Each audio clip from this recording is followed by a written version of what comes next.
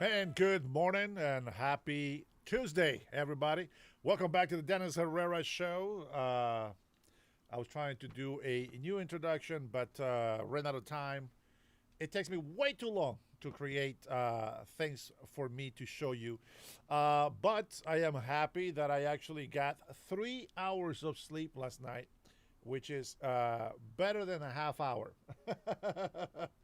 I've been trying to stop a runny nose this morning, so hopefully it's not going to bother me too much. Uh, Let me take a look and see who is already here, and let's see if Robert is already done taking his elder midnight morning nap. Excuse me, guys.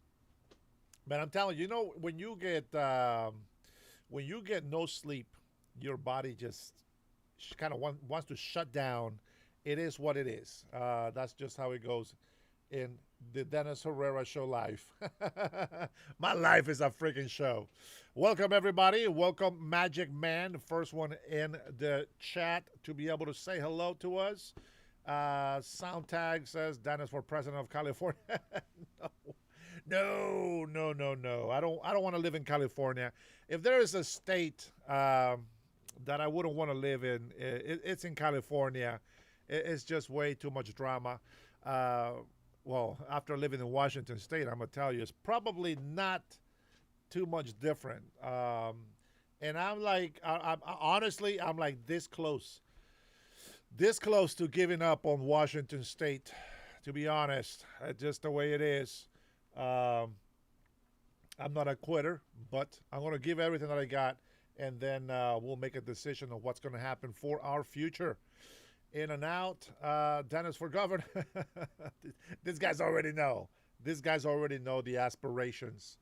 I appreciate that, guys. Thank you for that. I appreciate it. What else? Who else do we have in here? Aztec, good morning. I want to. I ask myself this question: Why do socialist Democrats just want to steal people's money? I don't understand this. Um, let me see if I can open up my let me open up my X account. Let's see if I can find her. It normally comes through my feed. Let's see if I can find this message here real quick. Hold on. Governor Ferguson says Seattle is a world class city ready to host the largest sporting event in the world. No, little Cinderella. Man, I'm telling you, man, there's so much bad stuff going on here in Washington State. I don't know how people can can still vote for Democrats. I really don't. I'm serious. Like I it it I don't. I just don't know. I don't know why you want to vote for Democrat. I really don't. It's an honest thought. I really don't understand. Why do people vote for Democrats? Can somebody tell me that? Here, I'm going to go ahead and open up my line. Somebody call in and tell me, why do people still vote for Democrats? I really want to know. It's an honest question. I don't know. Can you guys see that phone there? Let me take a look at my phone here. See if I got the notification.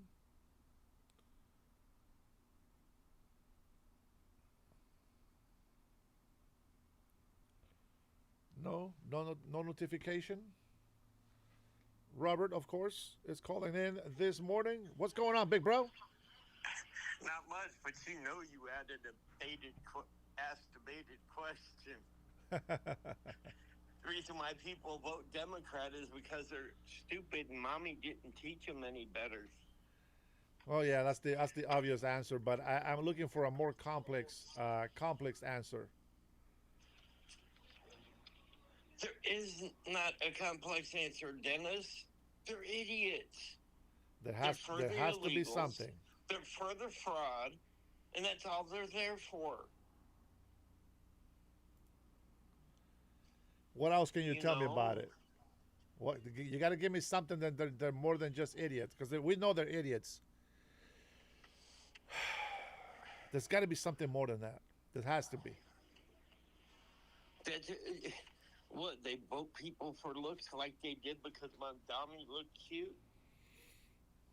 I don't know, man. Bob I Ferguson is mean, booty ugly looking, and so is the socialist mayor of Seattle. She is one yeah, ugly lady. I know. Talk about wolf, but I mean, why are you going to vote for a party that doesn't want to help you out? That's what I don't understand. Yeah.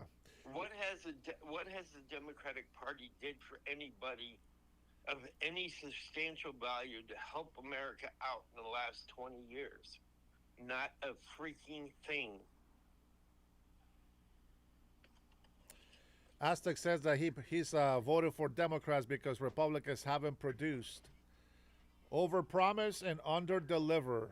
Now, with that being said, that's an honest thing to say, even though Well, well, well, very well very I have a response to our little third Aztec. you better hurry. I got another call. Aztec, you do know that we would be getting somewhere if the stupid Democrats wouldn't keep blocking everything good Trump's trying to do. Yep. Liberal judges are trying to write policy that they have no knowledge of. They should stick to the law and not politics. If Trump wasn't getting blocked at every turn, maybe the Doge checks would have went out. Who knows? Maybe we could have got another stimulus check. Who knows? But with the way the Democrats in Congress are doing, we'll never see it. You can't get them to stay in chambers for more than a couple hours at a time to get anything done. Go online and go to the House chamber. See how long they're there every day. It's like they go in, they take roll call, and then they vote to adjourn. How's that getting something done? Yes, So the everybody argument is that Republicans can't get anything done because Democrats keep getting in the way. And the thing is, how can anything get done if the House doesn't want to sit and go over stuff? They just want to go back home and get paid for doing nothing.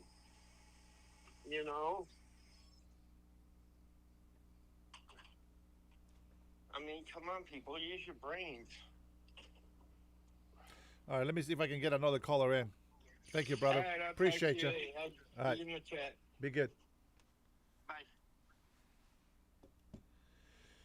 Well, it's common sense. Obviously, we on the right believe that the Democrats are idiots.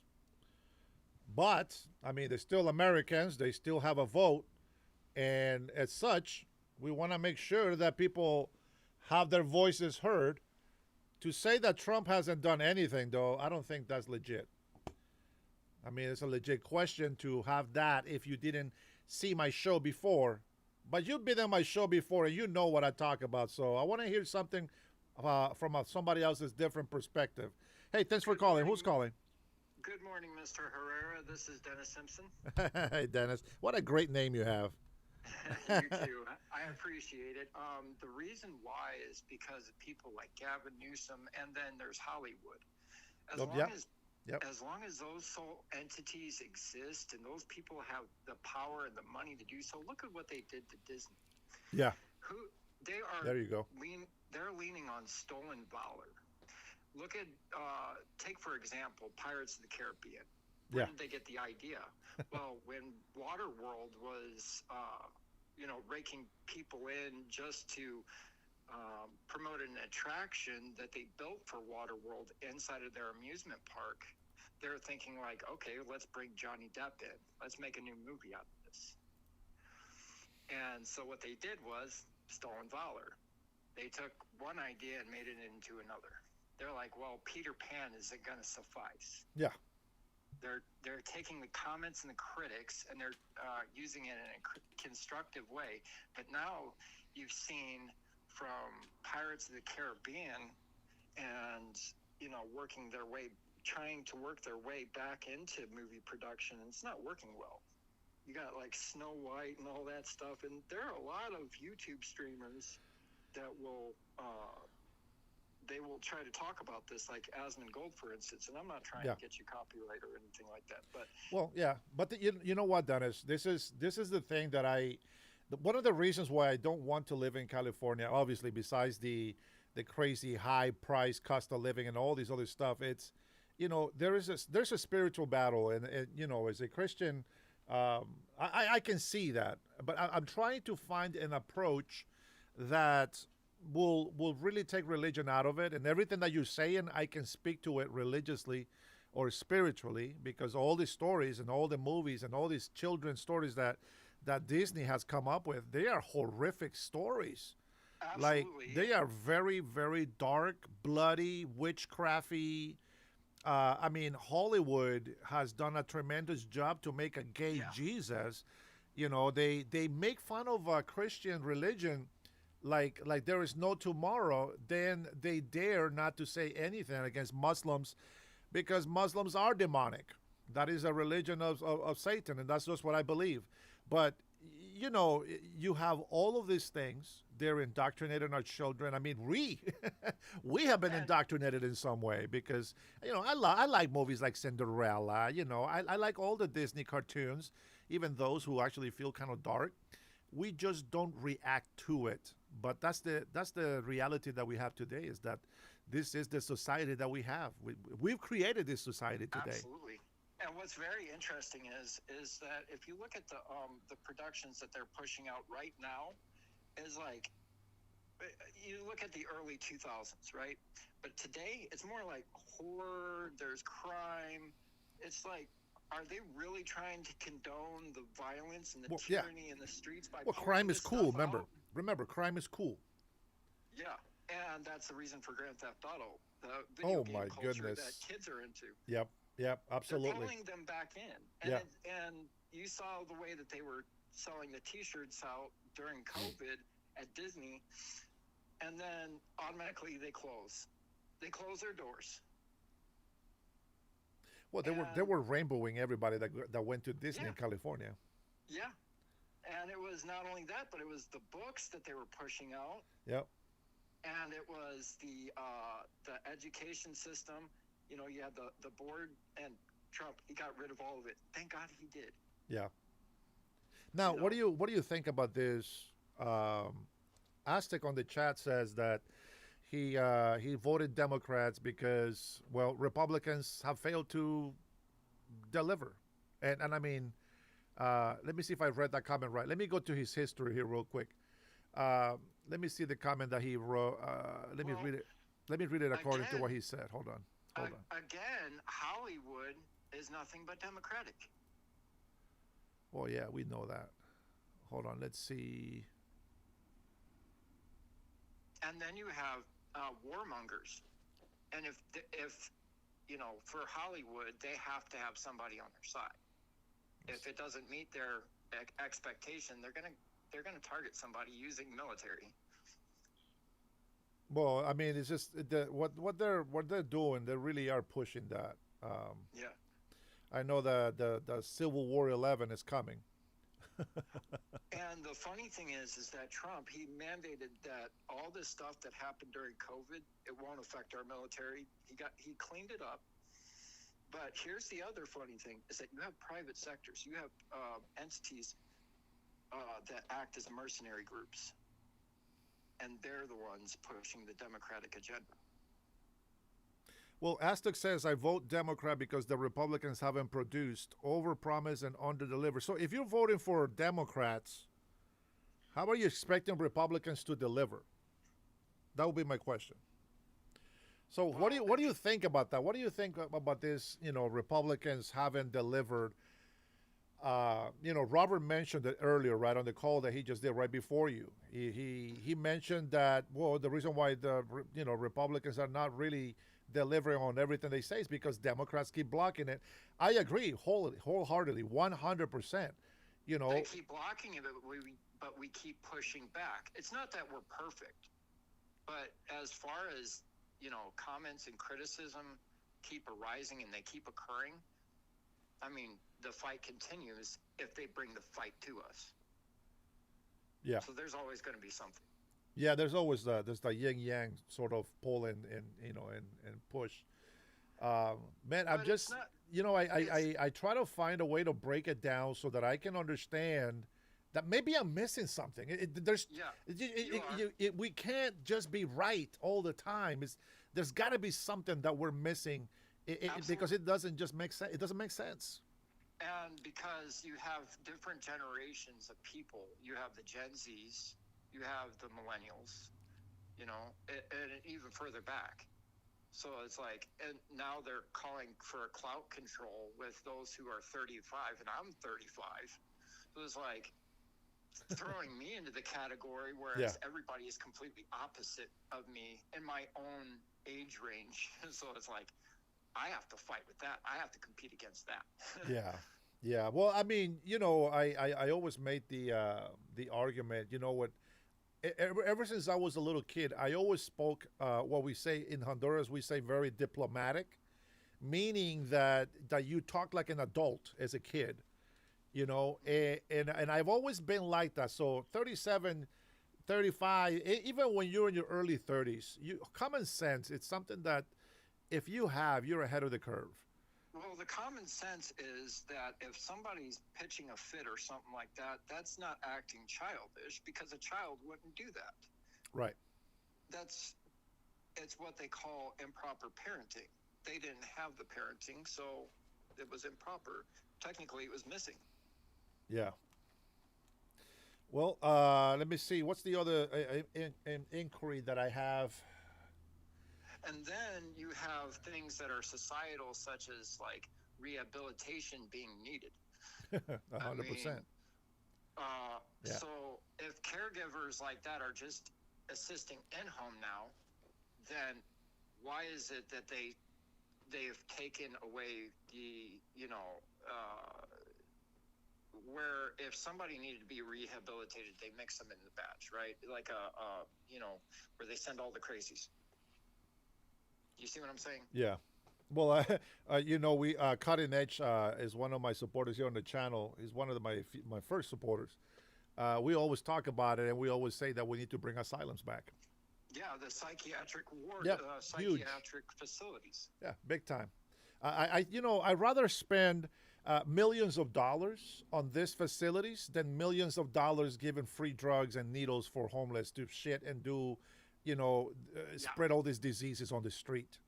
And it's funny that you mentioned that, because I've always dreamt of being able to talk with you on this subject specifically. And I was like, when do I ever get to talk to Mr. Herrera? That would be my dream.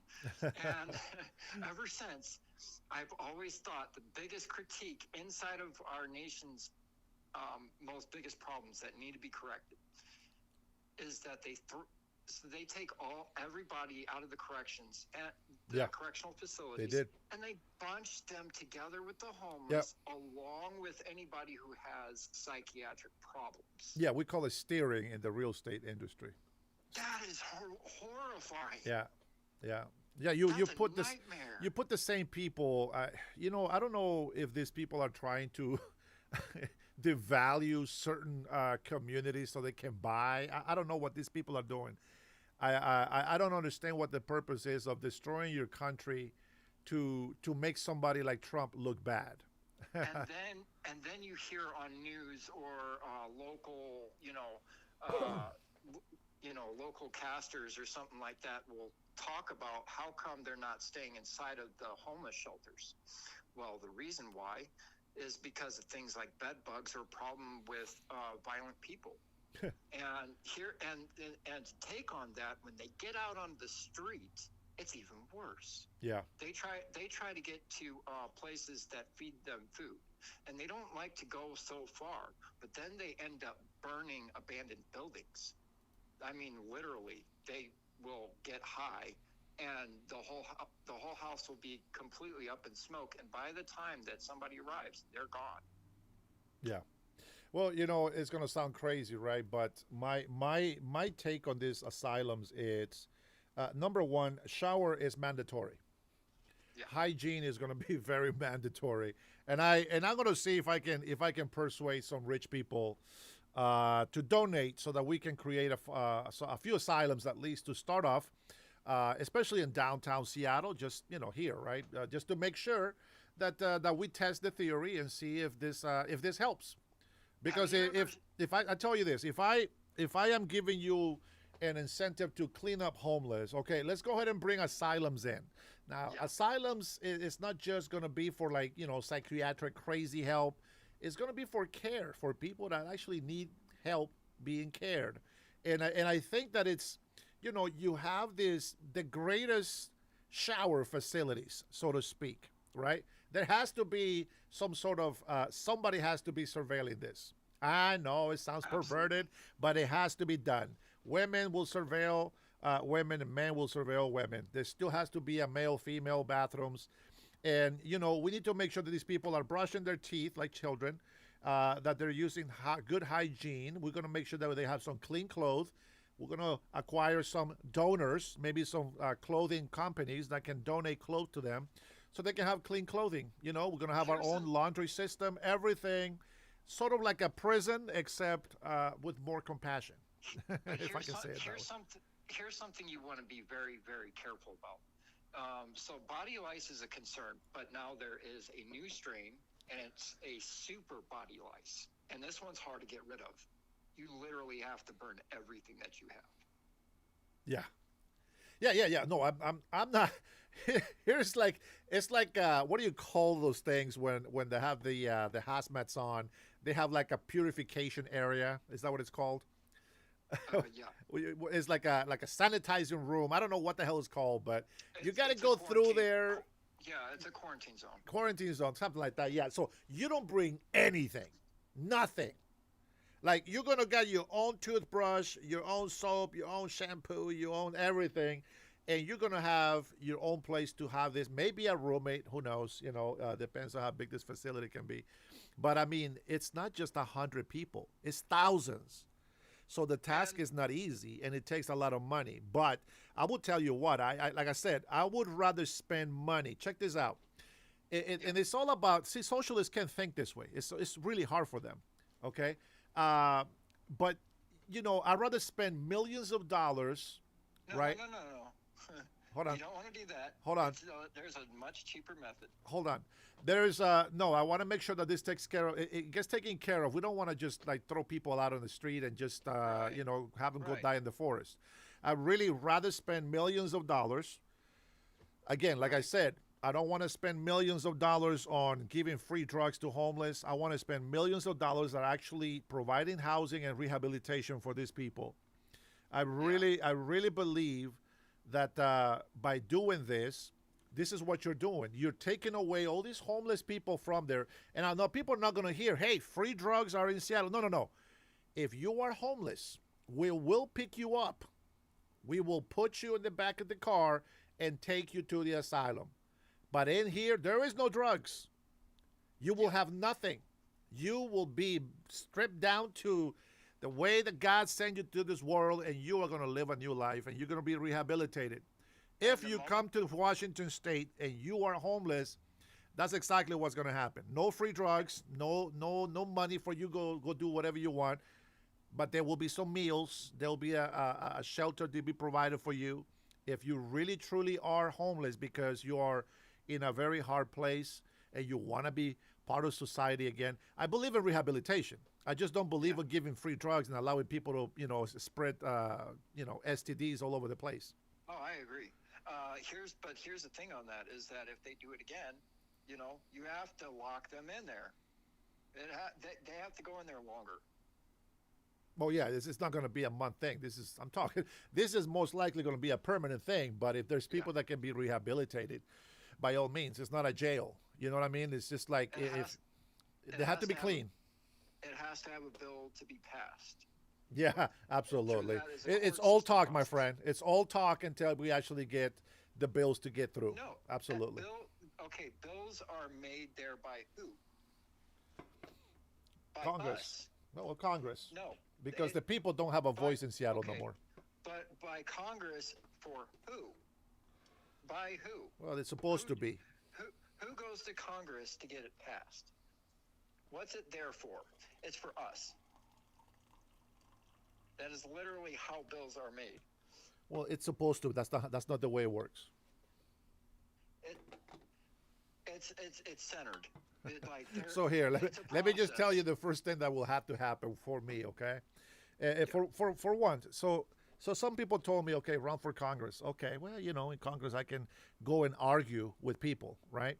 Yeah. And then we can try to pass on. Oh, I'll go for the Senate. Well, I can go into the Senate, and then I can even argue with other higher end people, but it's still the same people. Well, you should run for mayor. Well, mayor sounds pretty good, but I'm still going to have to argue with people, and nothing's going to get done. And Mayors see that cannot veto legislature. Let's just keep it the way that it is. I yeah. need to be the head of the executive branch in Washington State because I need to have a voice that equals the whole legislature. That is my fight. I need to find the position that's going to give me the biggest voice and authority to be able to fight the whole Congress team. And There I'm is going a to way to say do this. that. Listen, this is it's not about politically, politicizing the FBI or any. No, no, no, no. Listen, they can start with me. They can Yeah. go ahead and do investigations of fraud, of anything that they can grab on to say that I did this or did that. Everybody needs to be audited. I want all budgets to be audited. I want every single person in Congress, every single politician that is in government here in Washington State to be investigated. For what reason?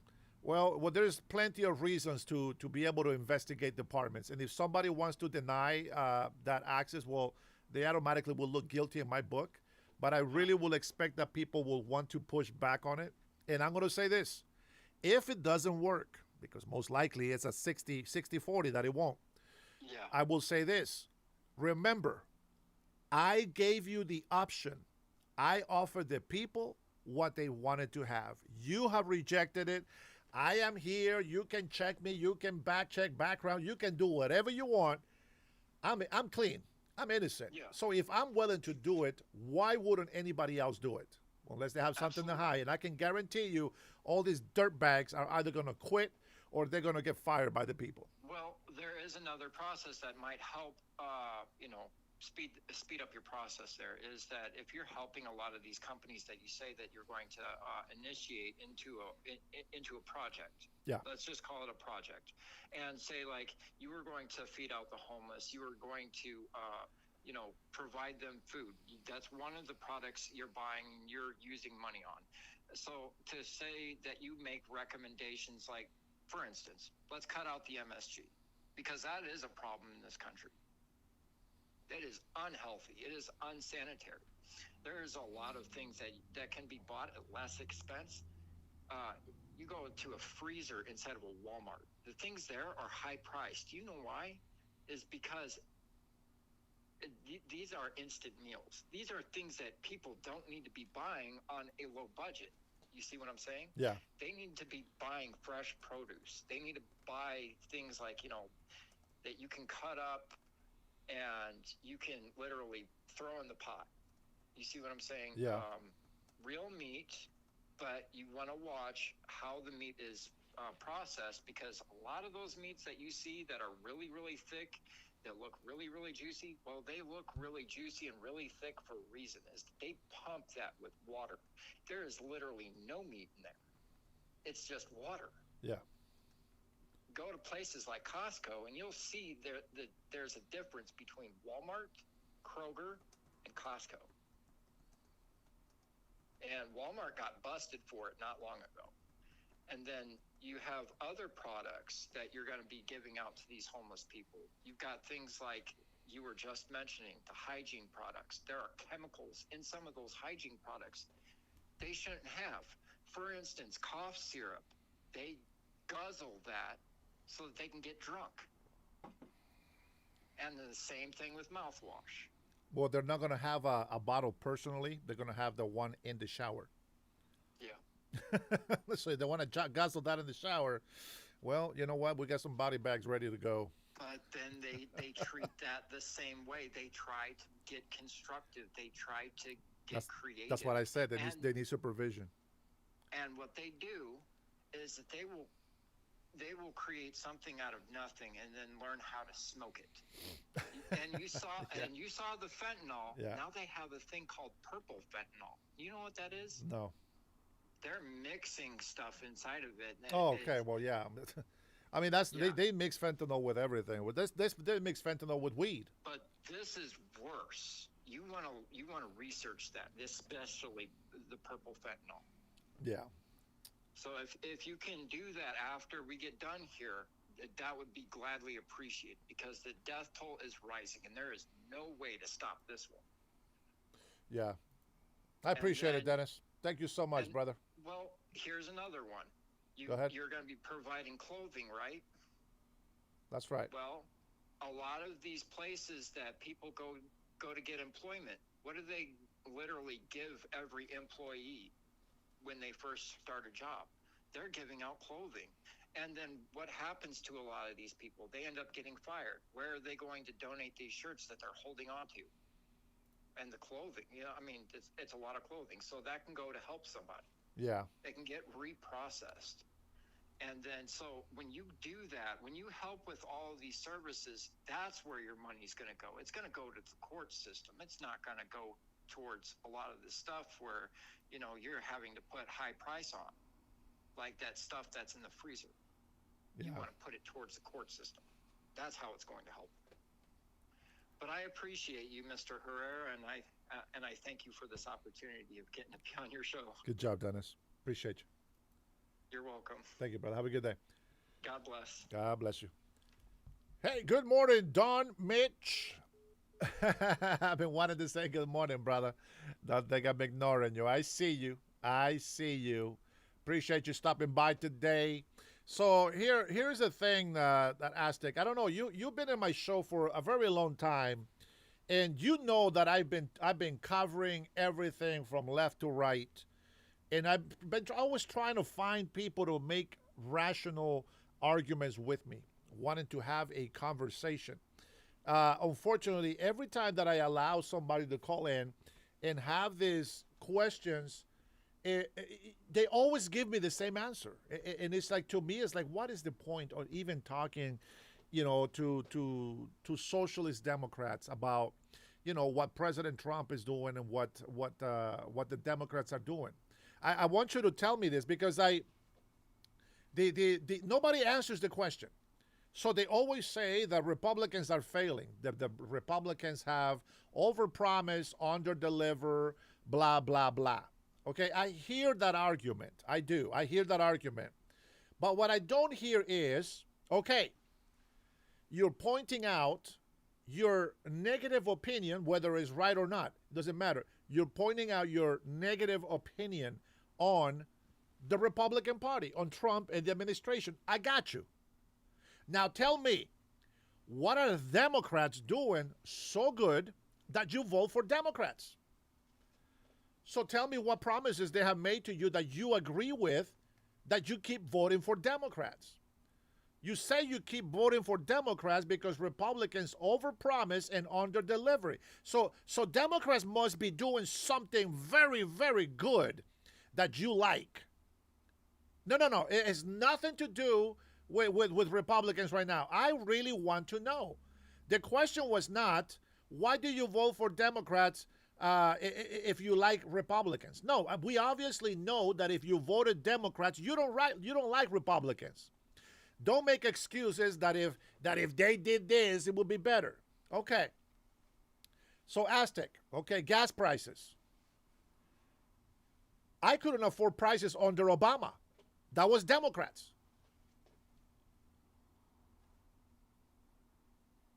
It happens. Shit happens. It came back down, but they went up, didn't they?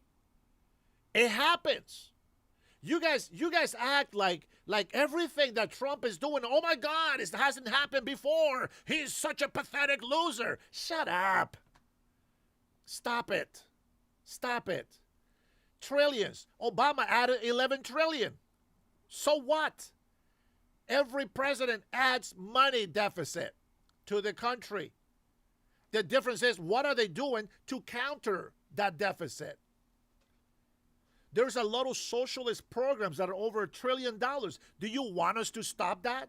No, because then you're going to bitch about it and be like, oh my God, the Republic, oh, Trump, and oh, the health care for millions of Americans. No, millions of illegal immigrants and body able to work Americans. We know all about it. We know all about it.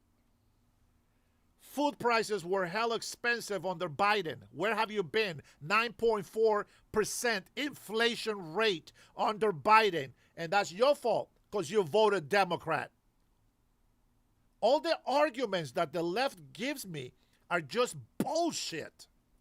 I wish that you had some facts. I wish that you had some concrete arguments. But you don't. We've seen prices go up very high during Obama. We saw them go very high, 9.4% inflation under Biden. And there was not shit going on at all, anywhere, for us to be affected economically, except for the incompetence and stupidity of the Democrat Party. Why? Because we're no longer a Democratic Party. It's a bunch of DEI losing activists becoming people in government. That's the problem. The Democratic Party that we have today is a bunch of communists, socialists, Marxists. They have no common sense. They are godless and they are lawless. And that's a fact. Every Democrat goes out and they say, I found a way to make money. They think like thieves. They think like thugs. They say, I found out a way to make some money. And you're like, oh my God, what company is coming in? What businesses are you attracting? How are you going to make this money? And then they go, well, I've been investigating to see how many rich people we have so that we can steal their money. I mean, oops, tax them. You're like a bunch of tyrannical, dumbass king wannabes. You guys think you're a bunch of badass niggas, but you are just peasants. You are not a niggas.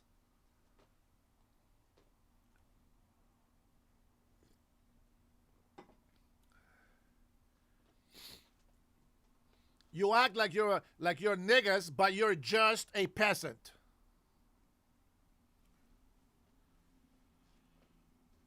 There is a reason why we have fought against the tyrannical government of the King of England. We got our independence. We didn't want a niggas in this country. We want our president. Nobody cares about the niggas. And certainly nobody gives a damn about the peasants either.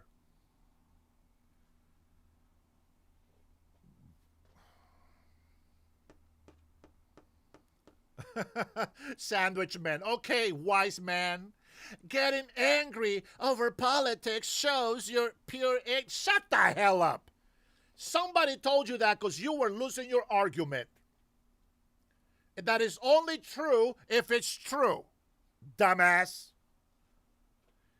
Getting angry when the people are being taken advantage is not a losing matter. It's a fighting matter. And you should get pissed off that the people are getting ripped off. You should get pissed off that they're trying to tax the shit out of everybody who's been sacrificing to accumulate wealth. You should be pissed off that people keep supporting tyrannical wannabe niggas.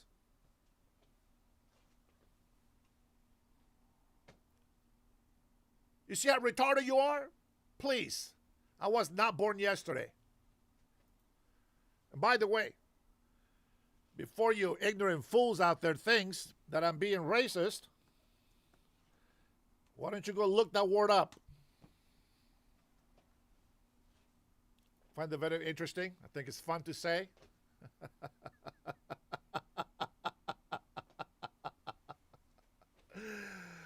Woo! Got you, Aztec. You are the racist son of a gun, aren't you?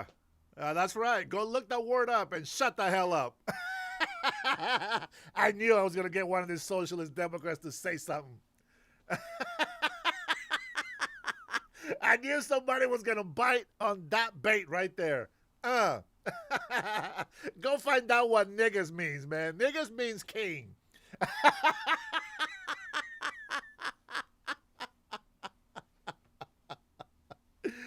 Oh, man. He thought I was talking about niggas. Nah, this is niggas. Niggas. Gus. Niggas. It means king. That's why I said you're peasants, not kings. You're not niggas. You're peasants. Man, I couldn't wait to use that on socialist Democrats today. But on the real, though, it should piss you off that the government is not working for you, it's working against you. Oh, bird-in-law, tell me all about it. Man, I'm telling you, man, I went, let me see, I went to sleep at 1, about 1 in the morning today. I have been awake. How many hours? How many hours is that? From 6:30 a.m. the day before until 1 a.m. this morning. How many hours is that? Anybody? Any geniuses out here?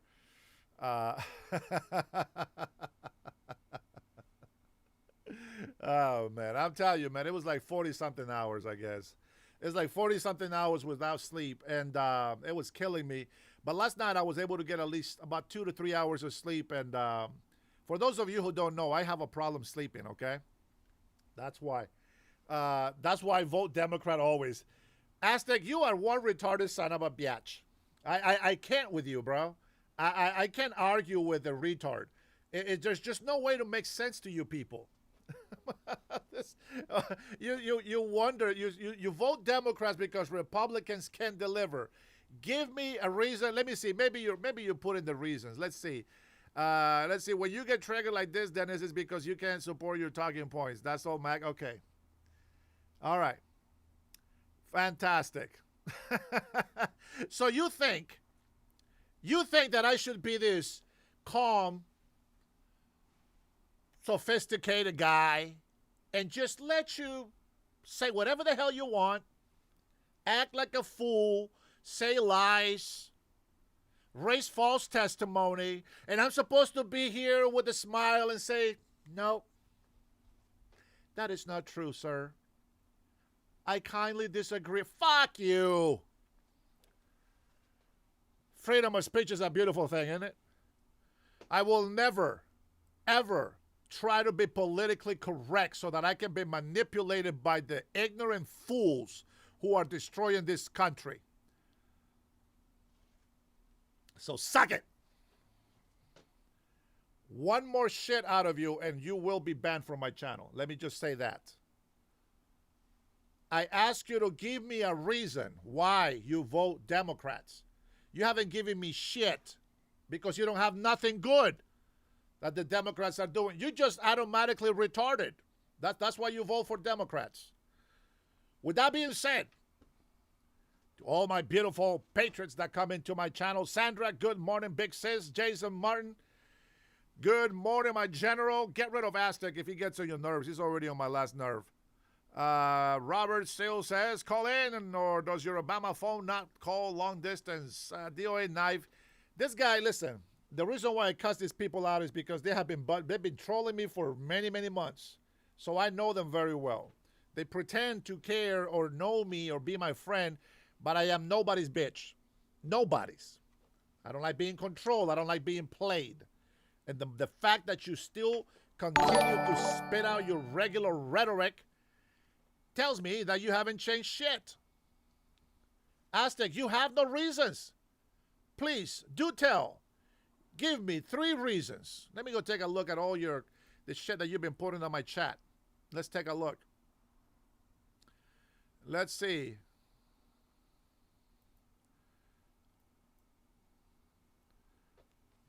Let's see. All right, here we go. We got all the comments from Aztec. Here, I'm going to give you attention today for once. Let's see. Talking about stealing money, break down this new Trump slush fund that taxpayer money is going to be used for. Okay. How many times have I been speaking about all these things in my show? You are not special for me to go through all that stuff again. I voted Democrat because Republicans haven't produced. As if Democrats have fucking produced. Have they?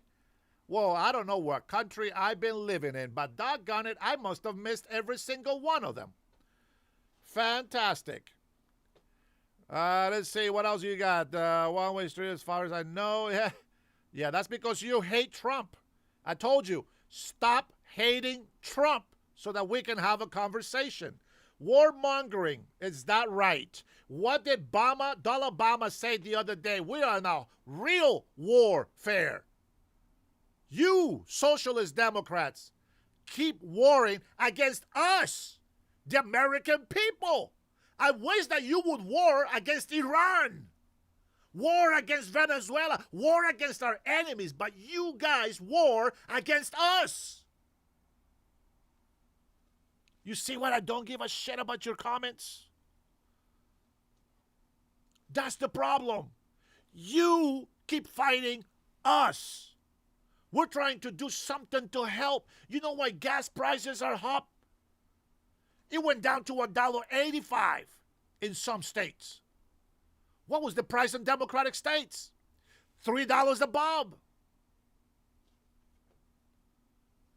It is your own socialist Democrats who keep raising the pricing in your housing, on your business, on your food, on your gas, and they blame it on Trump. And so do you little sheep. You brainwash, no brain having people. That is the problem. That is the problem. But I'll tell you what, I got to go drop my kid off. I'm going to be on the phone with you guys, listening to our great POTUS. Why don't you go ahead and eat on this one, Aztec? There is some construction going on behind President Trump. Why don't you go take a look at what he's not doing? Why don't you listen to what's happening over here so that you can see how Republicans have under-delivered, as you say. Here you go. People have been asking to see. We've done a lot of work. Now, the audio is going to be a little choppy, but that's the audio from them, so don't freak out. We've spent hundreds of millions of dollars already on the ballroom, and it's coming out, I think, incredibly. We have some renderings of the finished product. It's all knit together. At the top of the ballroom is what they call a drone gallery. We have tremendous amounts of military able to be on the top. It'll be the highest point. It'll be actually higher than this building across. Site over Washington, so that's important. But it will be something very special. So if you look up at the top, you'll see some interesting things, and I'll show that to you in a second. You want to grab that, please? I'll show that to you in a second. The facade of the building. There will never be another building like this built. That I can tell. I built a lot of great things, but there will never be anything like this built. And what we have is the roof is dead flat with absolutely nothing but strength on it. It's very strong steel. It's drone-proof, and it's meant for our military to be able to stay on it. You get a view of Washington. Also, for the drone building capacity, some of that takes place right down here. You can see the very large piping and the other things. It's a very complex building. It's all knit together. The roof goes with the ground floor. The ground floor goes with the roof. roof also goes down into the basement. Everything is connected, intertwined. Elevators, heating, air conditioning. It's one building. That's why we're trying to explain that. This is one well-knit building. One thing doesn't work without the other. Very importantly, though, in terms of the beauty, probably the closest thing to this would be the U.S. Supreme Court, the facade of the U.S. Supreme Court. So here's a couple of things you can look at. How are you? There will never be another thing like this, I don't believe, built from a cost standpoint. This is all my money and donors' money. This is tax-free. So everyone's talking about they're going to give money, they're going to give money.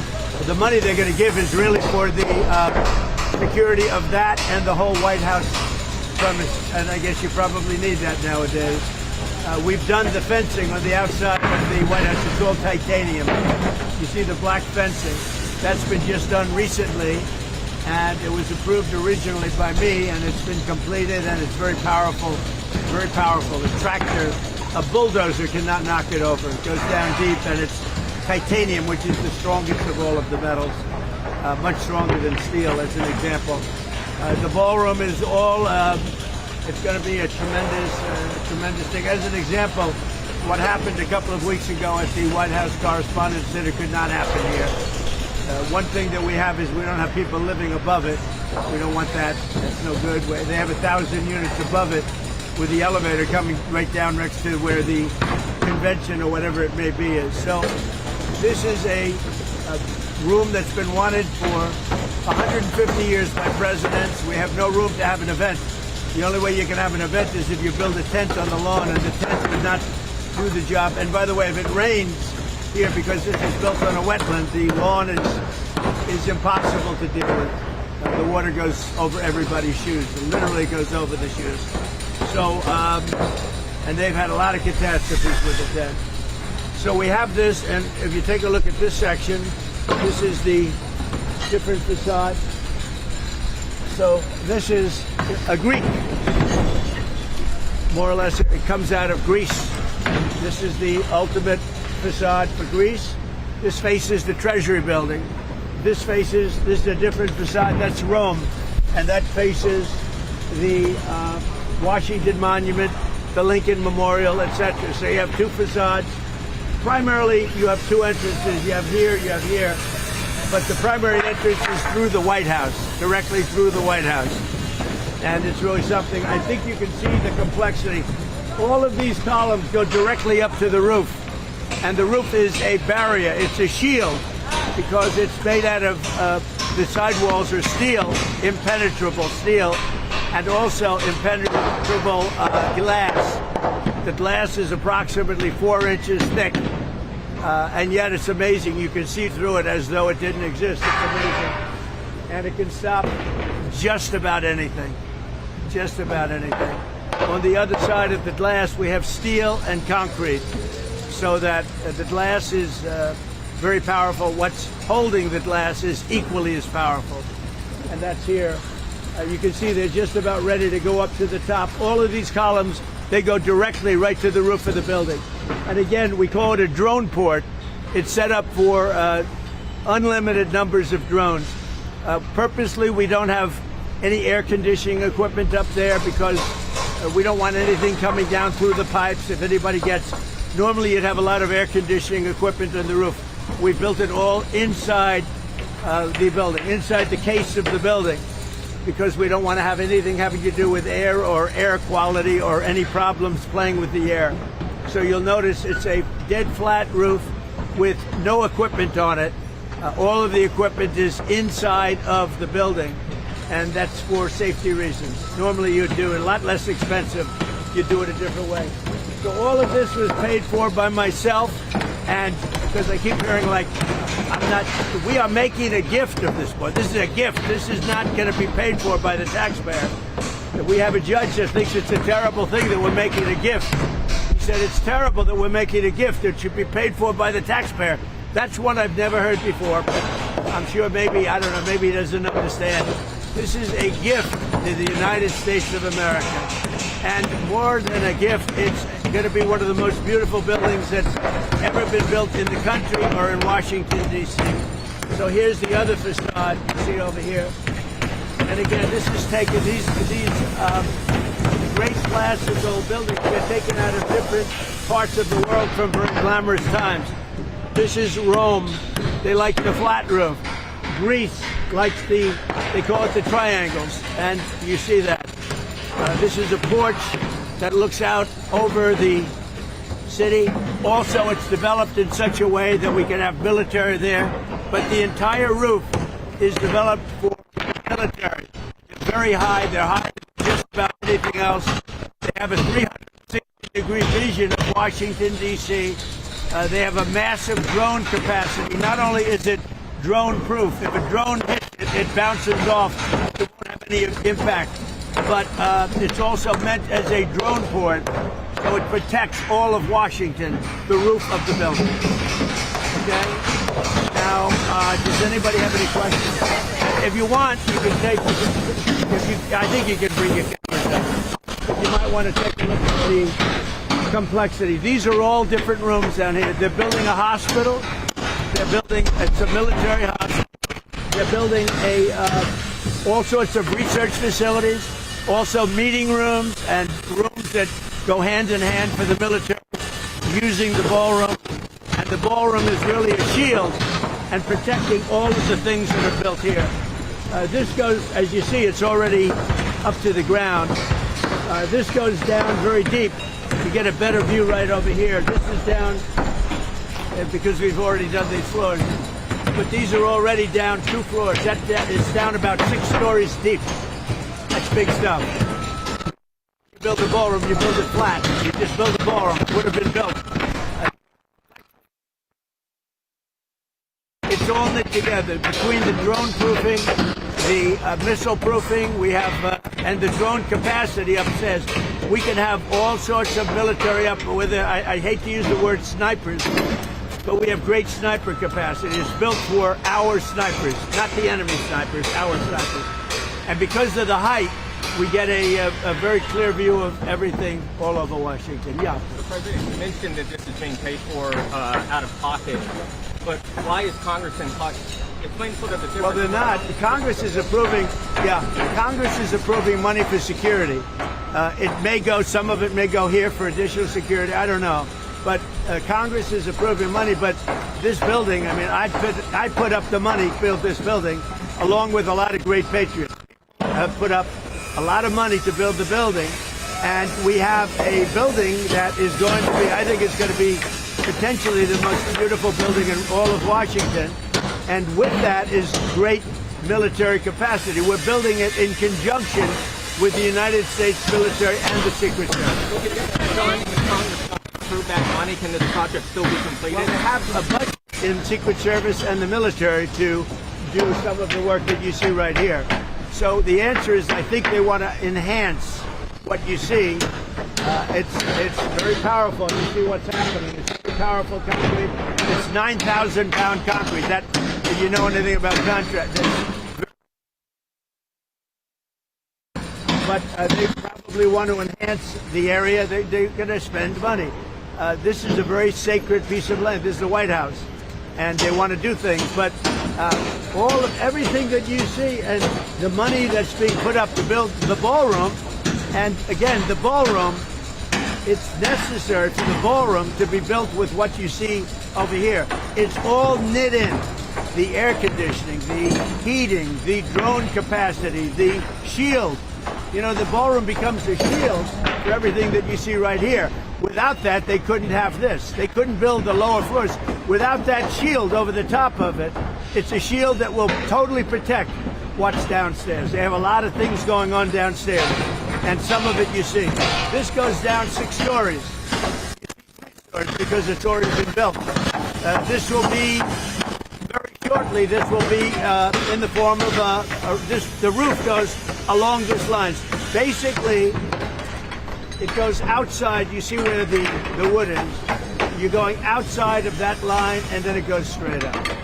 And it's all protection, and everything's together. You can't build one without the other. And what we have is we have the safest building ever built, in my opinion. You can have, and you know, the other thing is, when we're right on budget, we're right on plan. The only budget change would be that we doubled the size at the request of the military. We doubled the size, but we're right on budget, right on plan. And originally we were going to build a much smaller room, and it wouldn't have done the job. It just wouldn't have done the job. You have too many events. Like if we have President Xi coming here, we have no place to put him. We had the King and the Queen the other day, and we had 1,000 people wanted, and we ended up having 100 people sitting in a very small room. We've been after this for a long time, but maybe more important is the safety element. This is a shield that protects everything that's inside, everything that's on top. And you know, obviously the White House was built in 1792.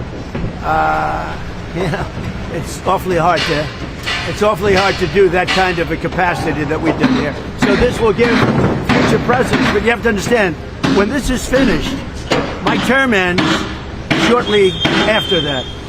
This is really for other presidents. This is not for me. This is my gift to the United States of America. I'm going to be able to use it very little, because when it's finished, we're talking about 6 or 7 months. But it will be used for hopefully hundreds of years for other presidents, and there will never be anything like this built again. There'll never be a room built like with the safety. As an example, if we had the White House Correspondents' Dinner here, would have been no problem. When it opens, you'll have about 6-7 months. Have you thought to that around that time? I better not tell you about that, Daniel. But yeah, we have. Everybody wants to be here for the first event. We're talking about heads of nation, so we have some very special places that it could happen.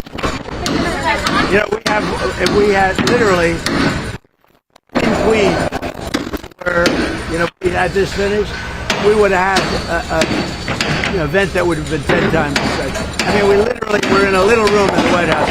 Presidents, now we're not even talking about safety. Presidents have been asking for this literally from the time the White House has been built. But on record, for 150 years, they've said, what about a big room? And you all know, you probably attended, they have some where they use tents. If it rains, it's a disaster. You mentioned that this is going to be a gift for America, Yeah. the future president and the country. What's your hope for America? We will have to have a safe country. We have to have a great country. We have to make sure that Iran doesn't get a nuclear weapon. All of the things that you see me fighting for so hard. And it's always tough. You know, we're negotiating with Iran, and then you have the Democrats, I call them the Democrats, putting in a bill that Trump should immediately stop. You know how it is to negotiate with a country where you're beating them badly? They come to the table, they're begging to make a deal, because they're begging to make a deal. I hope we don't have to do the war, but we may have to give them another big hit. We may have to give them another big hit. I'm not sure yet. You'll know very soon. But how do you feel when you're negotiating? You're winning every point, and they say, but in Washington, they want to stop you from negotiating. They want to stop you. And it's only political. It's the Democrats. They're dumb. It's a new name. It's a very accurate name. So I'm in the middle of a negotiation. I'm saying you cannot have a nuclear weapon. And it comes over the wire that the Democrats want to stop Trump from further negotiations. They want to stop Trump from, if he has to, giving them another slap. They want to have a nuclear weapon to blow up the Middle East and to blow up, frankly, the world. It's not going to happen. Nice to see you, buddy. How close were you to striking Iran? I was an hour away. We were all set to go. You're talking about yesterday. Yes. We were going to be striking it would have been happening right now. Yeah, it was all done. Like the boats, the ships are all loaded. They're loaded to the brim. And we were all set to start. What specifically did both nations tell you that convinced you? They said that they feel they've had for the first time in almost 47 years. You know, Iran's been the bully of the Middle East for 47 years. I mean, literally the bully of the Middle East. They wanted a nuclear weapon. Had I not terminated Barack Hussein Obama's Iran nuclear deal, had I not terminated it, see, that's the win. That can't happen with the real structure.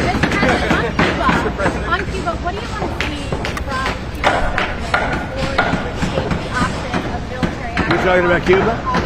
Well, we're going to see. Look, Cuba is calling us. They need help. Look, Cuba is a failed nation. Cuba needs help, and we'll do that. Just hold them, though. It's like an exercise game for us. Give that to me. I'll hold it. I'll hold it. It's so beautiful. See, I look so thin. They'll say, "Oh, he's gotten so thin because I'm holding this." You don't have to look at my waist. You can look at this. You saw enough of my waist along with President Xi. Are you confident that you can reach a diplomatic deal With Cuba? I think so. Yeah, I think so. I am very prone toward the Cuban Americans. They've been incredible people. Many of them have lost family members. They've been very badly hurt themselves. They've been in prison. They've come to this country and they've been very successful. The Cuban American people in Miami, I mean, they are amazing people. Most of them are in Miami, in Florida, but mostly in Miami. I'm very, very prone to helping them. I mean, I think I got 97% of that vote. I want to help them. Now, they have family members in Cuba. They've been treated very, very badly. They've been treated extremely badly, and we're going to get that solved. That's not going to be hard for us to solve. But you can do that without changing the regime there, you believe? Well, I don't know about changing the regime. I can do that. Whether you change the regime or not, you know, it's been a rough regime. They've killed a lot of people, but it's a country that really needs help. It has nothing. They can't turn on the lights. They can't eat. We don't want to see that. So President Trump the Gulf nations have, how much notice did the Gulf nations have to join the strikes before They called me over the last 2 days to say they made a lot of progress because we have them negotiating with us, and primarily Saudi Arabia, Qatar, UAE, Kuwait, a little bit, and Bahrain, and some of the others. And we have them negotiating with them. We're all working together. It's like a team. And Israel, of course, and Israel's been a great partner. And so we are negotiating together. I got a call from numerous of these people. They know the people in Iran. Don't forget, when you talk about regime change, I think it's the ultimate regime change because the first level and the second level are no longer with us. They're someplace, but they're no longer with us. So we have real regime change. But I got a call yesterday, sir, could you wait? We think we're close to a deal. And that's okay. Now, I've heard it before with these people, and they change their mind. I made deals with them, no nuclear. We immediately get the nuclear dust. And they said, you're the only one can get it because the bombers did such an unbelievable job that the mountain literally collapsed on top of it. They said us, and they thought China would be the only two countries that could even get it. But I think it's important to get it, maybe psychologically more than anything else. How long did they know that you were planning the Gulf nations? They knew I was getting ready to attack. I didn't tell them. I never tell anybody when. You're in constant contact. I never tell anybody when, but they knew that we were very close. I would say I was an hour away from making the decision to go today. And we would probably not be talking about a beautiful ballroom today. We'd be talking about that. And I had made the decision.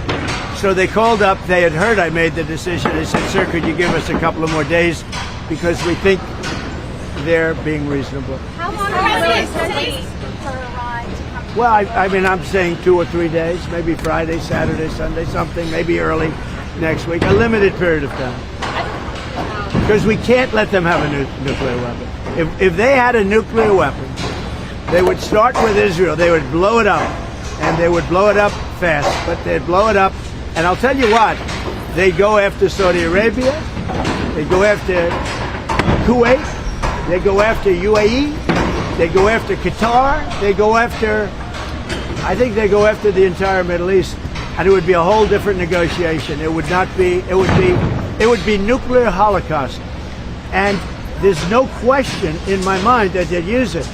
There's no question. And I deal with these people. They're extremely radicalized. These are not people like what I deal with you. You're a very nice guy. These are people that are seriously radicalized. They would use it. The only question, would it be the first minute, the first hour, or the first day? How to pause at some time? Does there come a point soon where you're no longer going to... I'm not doing this politically. Look, everyone tells me it's unpopular, but I think it's very popular. when they hear that it's having to do with nuclear weapons, weapons that could take out Los Angeles, could take out major cities very quick. When they hear that, when they're explaining, I'll tell you what, when we explain it to people, I don't really have enough time to explain it to people. I'm too busy getting it done. When they understand, I think it's frankly very popular. But whether it's popular or not popular, I have to do it because I'm not going to let the world be blown up on my watch. It's not going to happen. Honest Massey and your endorsed candidate. Yeah. Do you think your candidate can beat him? And Well, what are you seeing? Thomas Massey's a terrible congressman. He's been a terrible congressman from day one. Dealing with him is just a horrible. I don't think he's a Republican. I think he's actually a Democrat. He's not a libertarian. Sometimes they say he's really a Democrat. He votes against us all the time. He voted against the border wall. He voted against men playing in women's sports. He voted against transgender for everybody, the mutilization of your children. He voted against, again, open borders. We have the best border we've ever had right now. Nobody's coming in. I mean, a report just came out. In the last 11 months, literally nobody has been allowed into our country illegally. We're taking people legally. They go through a process. But nobody's come into our country. But we've taken out hundreds of thousands of people. We had 11,888 murders. Many of these murders allowed into our country from prisons. They were in prisons. Many of these people killed more than one. More than 50% killed more than one person. This was gross malfeasance. This was on behalf of the Biden administration. I don't know Biden because I don't think he knew he was alive. But Kamala was the border czar. She never called, not one time, she never called the Border Patrol. She never called ICE. She never called law enforcement. She never went to the border. Think of it. I used to call every single day. And that's recently. Now I call less. We have nobody coming through.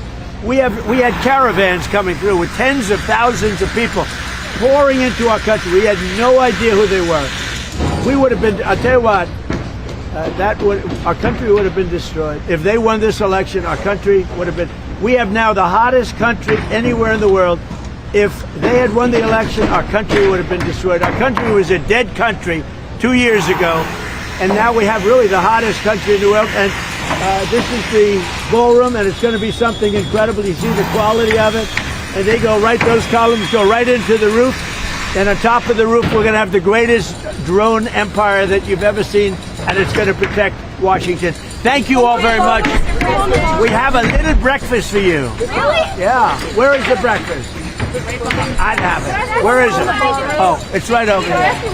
We have a little bit of a breakfast for you. I figured I'd be nice to you for a change. We dedicate to thousands of people gathered there. It was great. This past Sunday. Yeah. Spoke by I did. video. Scripture.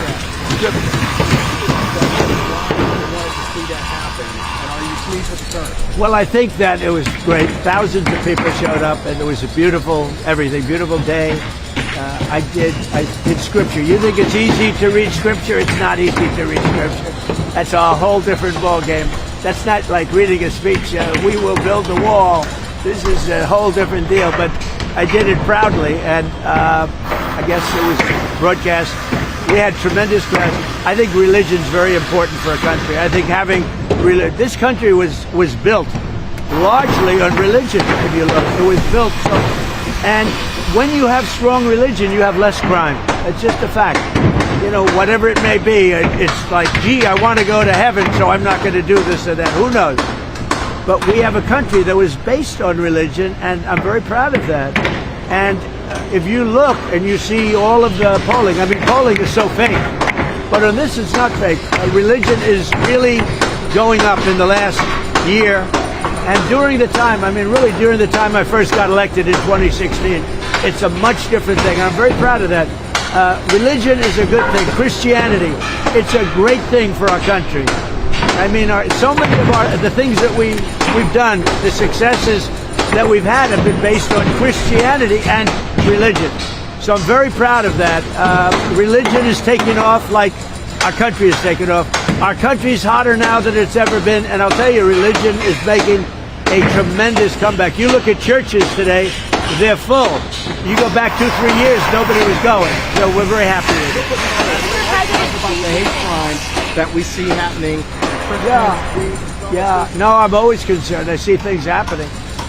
Look, from the beginning of mankind, you've had that. You've had the good and you have the bad. I'd like to get rid of the bad, but somehow that's going to be there. But the good has been many times what it was. Really, many times what it was. On the ballroom, if Congress is not going to this $1 billion for your security funding, would you be willing, or would you willing to go to your donors and ask for that money? Well, this is money for the whole premises, including the East Wing. This is the East Wing section. But the ballroom is, as you see, it's going up. It's ahead of schedule. It's larger because they wanted more military capacity. They wanted more drone capacity. They needed a larger roof. And frankly, we needed a larger facility. And so we're doing that. And we've done this in strict coordination with the military and with the Secret Service. And they've been great to work with. The money that they're talking about is the surrounding areas and maybe enhancing some security aspects of it. But the building, as you see, it's a very active site. And a lot of people are amazed. And by the way, that floor goes down 3 floors, just so you understand. You're seeing almost the top floor. That floor goes down 3 floors, and there are many things in there having to do with security. And many of those things are going to be taken from there and put onto the roof of the building. And that has to do with drone and missile capacity. A lot of presidents have done renovations to the White House, to all these things. Why do you think people are so mad about your renovations? Because I'm doing it. You got Meridian Hill Park, you got the water flowing in, all of it. And they just seem to hate you. Well, it's a sad thing, actually. You know, and it's very nice. I appreciate the question. First I said, oh, this is going to be a negative question. Then I heard she's really saying, why do they hate you for fixing the water fountains? So, you know, we have 40. I know. Because I want to see Washington be beautiful. To me, it's very important. But as an example, you mentioned the water fountain. We didn't have one water fountain. I think we have 40. We didn't have one in Washington that worked. And soon they'll all be working. Many of them work right now. And I think one of the best things, President Obama, President Biden spent much more than $100 million on the reflecting lake between the Lincoln Memorial and the Washington Monument. They spent much more. They spent, some people say, $200 million. You know what they got out of it? A closed lake. It never opened. And when it did, it shut right away. It leaked. It was a disaster. I'm doing a job on the reflecting lake for a fraction of what they paid. Now I've upgraded it I got so into it. I've upgraded it like you wouldn't believe. I'm doing all the walkways outside. I'm doing it properly. But it's a much bigger job. But you see it's happening now. It's going to be beautiful. It's going to be waterproof. It's going to be reflecting again. I took over a dirty, filthy thing that wasn't open, and it was disgusting. And friends of mine would come to the Lincoln or the Washington and they'd say, sir, it's disgusting. I said, what's disgusting? The reflecting lake. So I drove down, I looked with Secretary Burgum, who's fantastic, of Interior. He's fantastic. And we got together and we have, it's under construction right now. I want to get it open before July 4th, which we'll easily be able to do. It'll be open before that, but easily be able to do. The July 4th being a very special day. And it is going to be beautiful. Beautiful blue color, dark blue color. It's very reflective. I put a thing out yesterday showing the reflection. We did a little test. We wanted to see. It's unbelievable. It's like a mirror. Well, it's like a mirror. It's beautiful. And I saw there was guys out there almost like are they hand painting it? They're doing, they're fixing the stone outside and they're sandblasting the stone. We're doing a much bigger job than we wanted to do. But think of it. Obama and Biden spent over $100 million, and you know what they got? Nothing. They opened it up, and it leaked like a sieve, and they closed it, and it stayed closed. They've been working on it for years. I've been working on this for a couple of months. When it's finished, it's going to be incredible. But we have other fountains, beautiful fountains. They haven't worked in 30 years. They're just sitting there rotting, and most of them are now open. And right across the street, I made a donation, and I'm building Lafayette Park. And it's going to be beautiful. How much did you donate? I like her. How much did you donate? About $10 million. Are you happy with the American flag blue? Well, I put up the American flag. No, the American flag blue. Are you happy I think so. I mean, I'll let you know. I wanted a lighter color blue. The person that really knows this stuff said, no, dark is much better. You don't see the leaves, and things will get in there. But most importantly, the dark reflects much better. Mr. President, he asked you. Claiming so desperately that MAGA's divided. Well, I think it's the strongest it's ever been. You take a look at what happened in Louisiana 2 nights ago with a certain senator that was very disloyal to me and to the Republican Party. He's not even allowed to run for office. We have another big race. This guy Massey is terrible. Let's see what happens. It's not easy beating incumbents, but we have a great guy running against Massey. Massey's a terrible, I think the worst congressman the Republican Party's ever had. That'll be tonight. That'll be good television, and we'll see what happens there. But I think MAGA's never been more together, actually. And I'm going to be making an endorsement today in Texas. I'm going to be putting out an endorsement in a little while in Texas, the great state. I won Texas all 6 times, meaning primaries and the race, and I got the highest vote in the history of Texas, and I love Texas. But I'm going to be making a endorsement at about 12:30, 1 o'clock today for the big race, the Senate race in Texas, and I hope you find it good. So I do think, I appreciate the question, because even CNN, they did a poll 2-3 weeks ago. They said Trump is at 100%. That's Harry Endon. I like Harry Endon. He's got a lot of energy. I like him. But he did a poll, and he's a good pro. And he gives the good and the bad. But I think he's an honorable guy, because we get a lot of good. He predicted I was going to do great with the Muslims in Michigan and win Michigan, and I did. I did good, and I won Michigan by a lot. He made a lot of good predictions, but he did a poll 2 weeks ago that said Trump is, this is up. You can check 100% popularity with MAGA. MAGA is most of the Republican Party. The rhinos are gone to a large extent. A few of them are still left, so hopefully we get rid of one tonight in the form of Tom Massey, who's horrible. But no, it's been amazing. But I'll be making a statement in a little while as to who I'm endorsing in Texas for the Senate. And there are those that say whoever I endorse is going to win. I don't know if that's true, but historically that's absolutely true. I just don't like to say it because I don't like to brag. What helped you make up your mind? Well, I've had my mind made up for a long time, but I just think it's going to be, I just think it's appropriate. Mr. President, I have a question. There's reports that President Xi told you during your meeting that perhaps Russian President Vladimir Putin would come to regret invading Ukraine. Did he say that to you?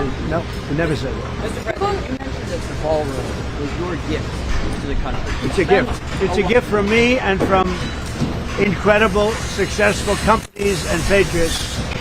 And they put up close to $400 million. And you see what's happening, and it's beautiful. And again, it's ahead of schedule, unlike the Fed building. This building at $400 million, the Fed building at $4 billion, and it's a tiny little project by comparison. And you spend a lot of time renovating the White House. You really started in the town. I do, putting up the American flag, this flagpole, on each side. Why was this so important to you to be part of your legacy? Well, this is the most important because, number one, security, and number two, it was so needed just on a social basis for presidents. And again, I'll be here for a very short period of time. When this opens, I'll be here for a very short period of time. This is really being built for other presidents. It's not being built for me. And I'm a really good builder. The thing I do best in life is build. I'm a great builder. And I build beautiful product. There will never be anything like this. I always admired the facade of the Supreme Court. I said, I wonder if that can be duplicated or bettered, even not to say bettered, but even better. And we've actually bettered it. What we're doing is something that you'll never see it again. Mr. President, one more on Iran, if I may. When you were having your discussions with the regional partners, the regional leaders, did they express to you any concern about Iran's ability to still retaliate in the event of U.S.? They have a little ability.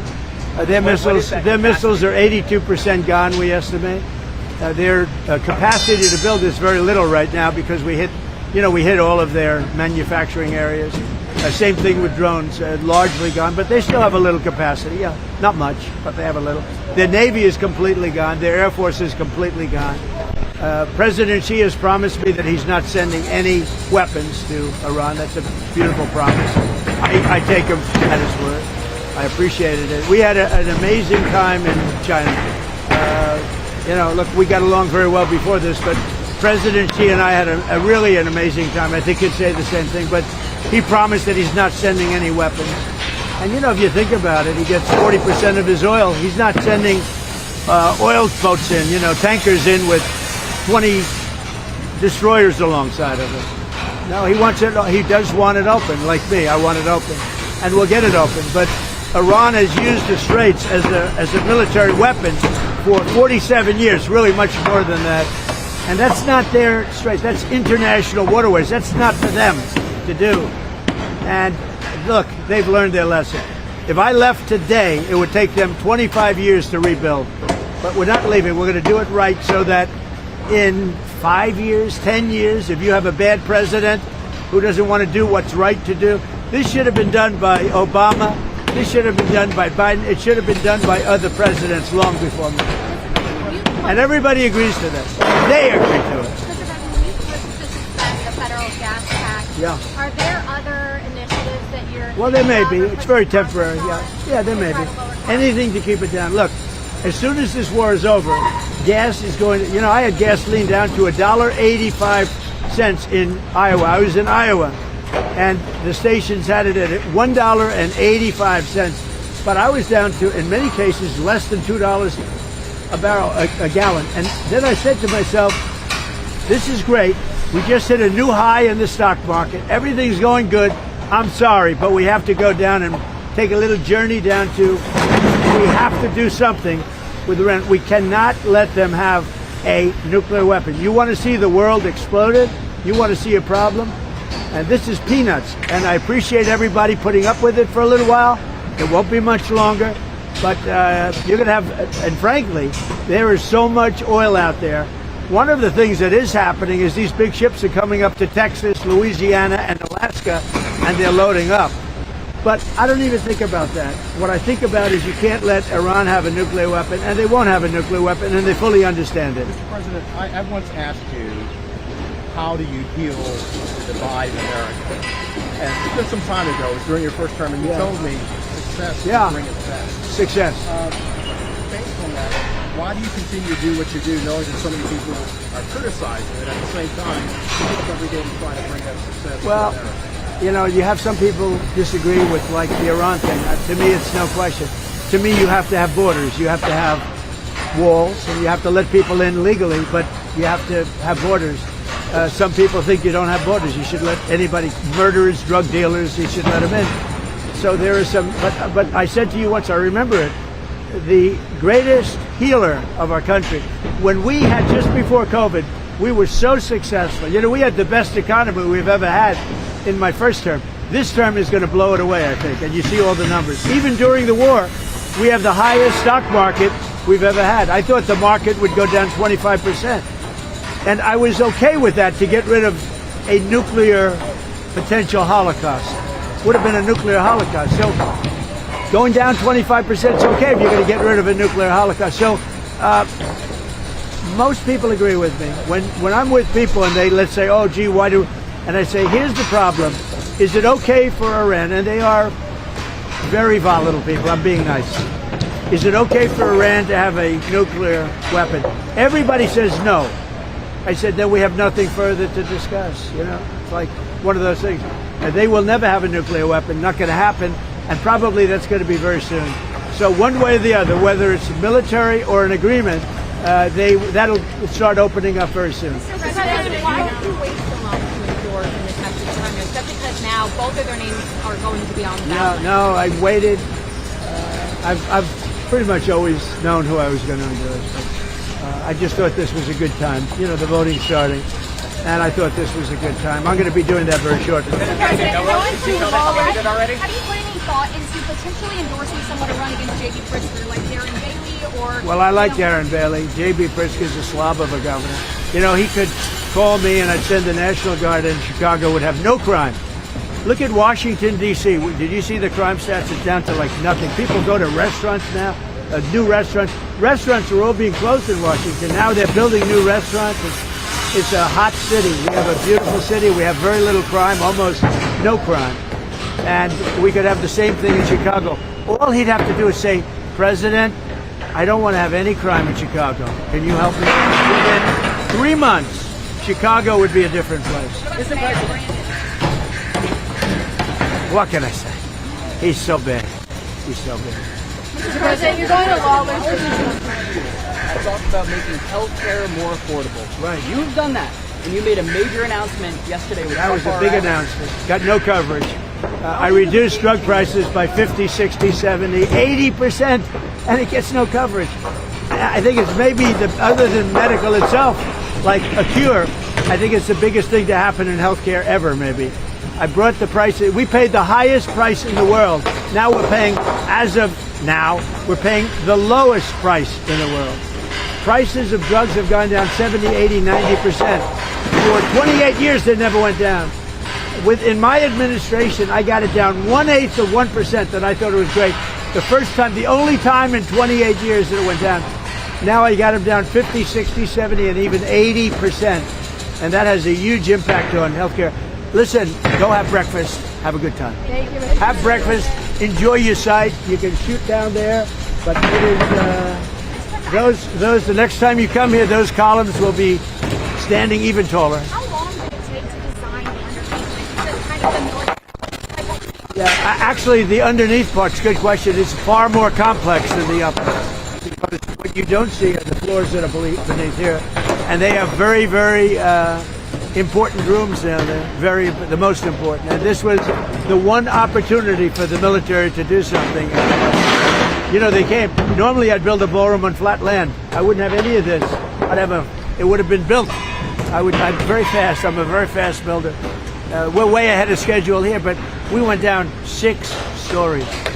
So it's actually far more complex than the easy part is up. But again, we have a drone-proof roof. It's all sealed, and all of this that you see is totally sealed. And we use it as a drone port. We can have unlimited drones up there, and drones are what's happening right now.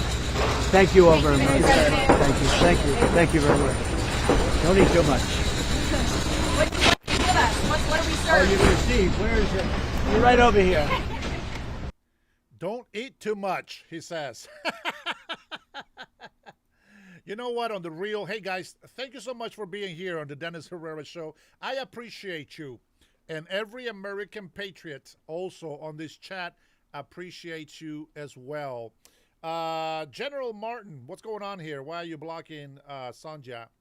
No, we're not. My medicine just double. Which medicine? I would like to look into those things. Which medicine just double, Sanya? Hopefully you didn't get blocked completely. Just remove that comment. Martin, be careful with the comment. If somebody has a question or a contradiction, it's okay. As long as they tell me why. I don't have a problem with people disagreeing with me. The problem that I have is when people just come in and start throwing a bunch of hateful comments. They don't want a dialogue. That's not important to me. But if somebody has an issue, by all means, let's address it. Now, for the first time, somebody says actually something that has actually been in my mind. Thank you, Tanya, for the response. I appreciate you. Now, I'm going to say this. Number one, my loyalty, okay, is an American citizen. My white privilege card, it's right here, and it never expires. The only way that I will ever renounce to my citizenship, and this is if I investigate and I find out that it's possible. If it is possible for me to denounce to my American citizenship, and it requalifies me to run for president in Honduras, it's a very small country. It's smaller than the state here. I would run for president, and I would build the best relationship between countries. I would be the sort of a representative for both countries. I would never war against the United States of America. I will never allow illegal immigrants to flee from Honduras to the United States of America, I will punish those and treat them as traitors if they ever try to come to this country illegally. Now, with that being said, as a good president, I think that we should be able to work with the mayors and all the political entities in the country to make sure that Hondurans are taken care of. Now, and what's really weird about it is that we have a lot of Venezuelans that are illegally in Honduras. We still have illegal Salvadorians. We still have illegal Guatemalans. We have illegal Nicaraguans and Costa Ricans. So we will have to go and deport all those people as well. And what I would like to build a sort of a business, sort of a fair trade with the United States. I know our place in the world. And I know that what's important for the people in Honduras is to make sure that we have a roof over our head, that everybody has food on the table, and they are able to earn a living. We're not going to build a socialist, communist country. It would be a country that is going to be self-sustained, but having a relationship, a great relationship with the United States of America, would make sure that Honduras is taken care of. Now, that would be putting America first and putting Honduras first. I think it would be a great, fantastic connection if we support military for the United States. I would love to send a bunch of soldiers from Honduras to come over here and help Americans fight the battles that they got to fight, because protecting the United States of America will also be a benefit to us. Sort of what we do with Israel. So we protect Israel and we get a benefit from protecting Israel. Now, Israel is a friend of ours, and that is exactly how I would treat the United States of America.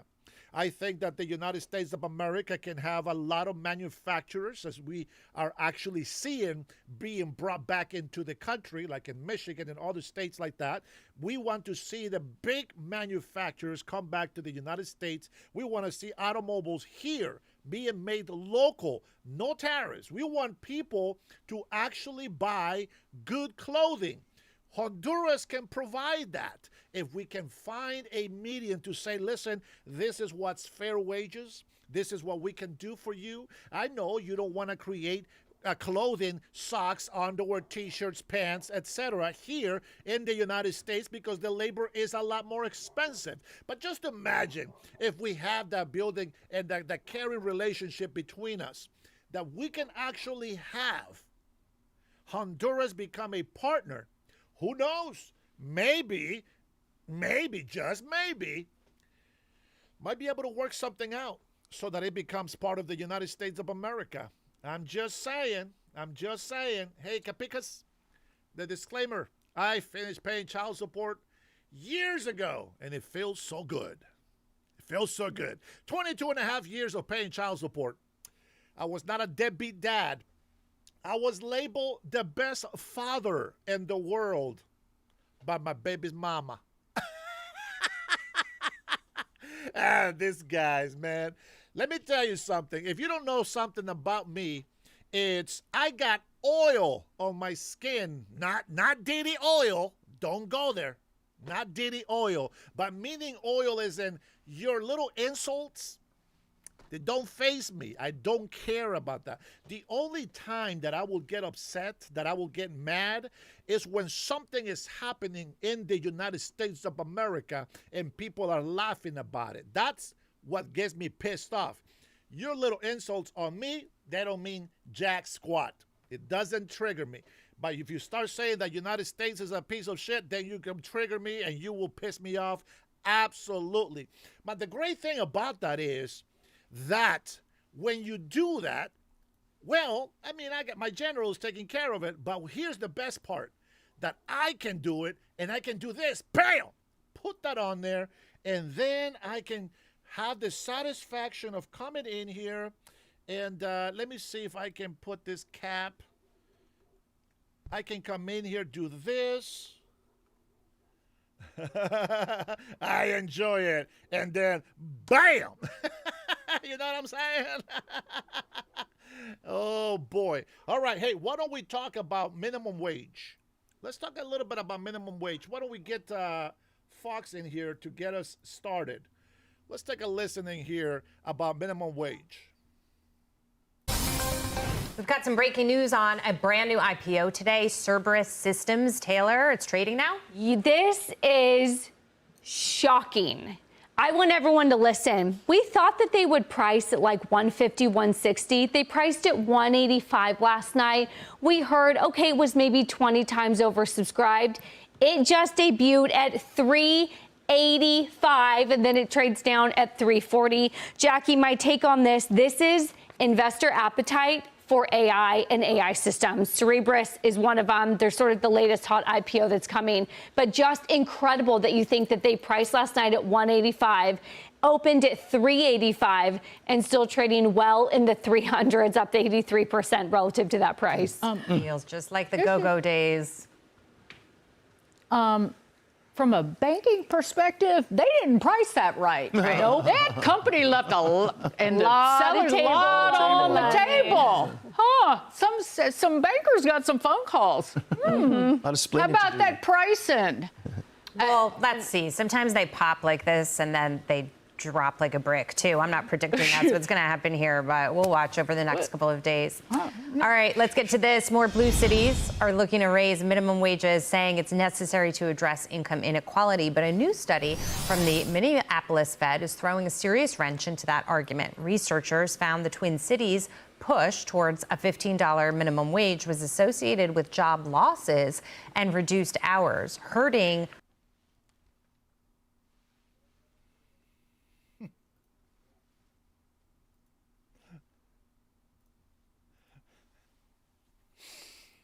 Before we continue,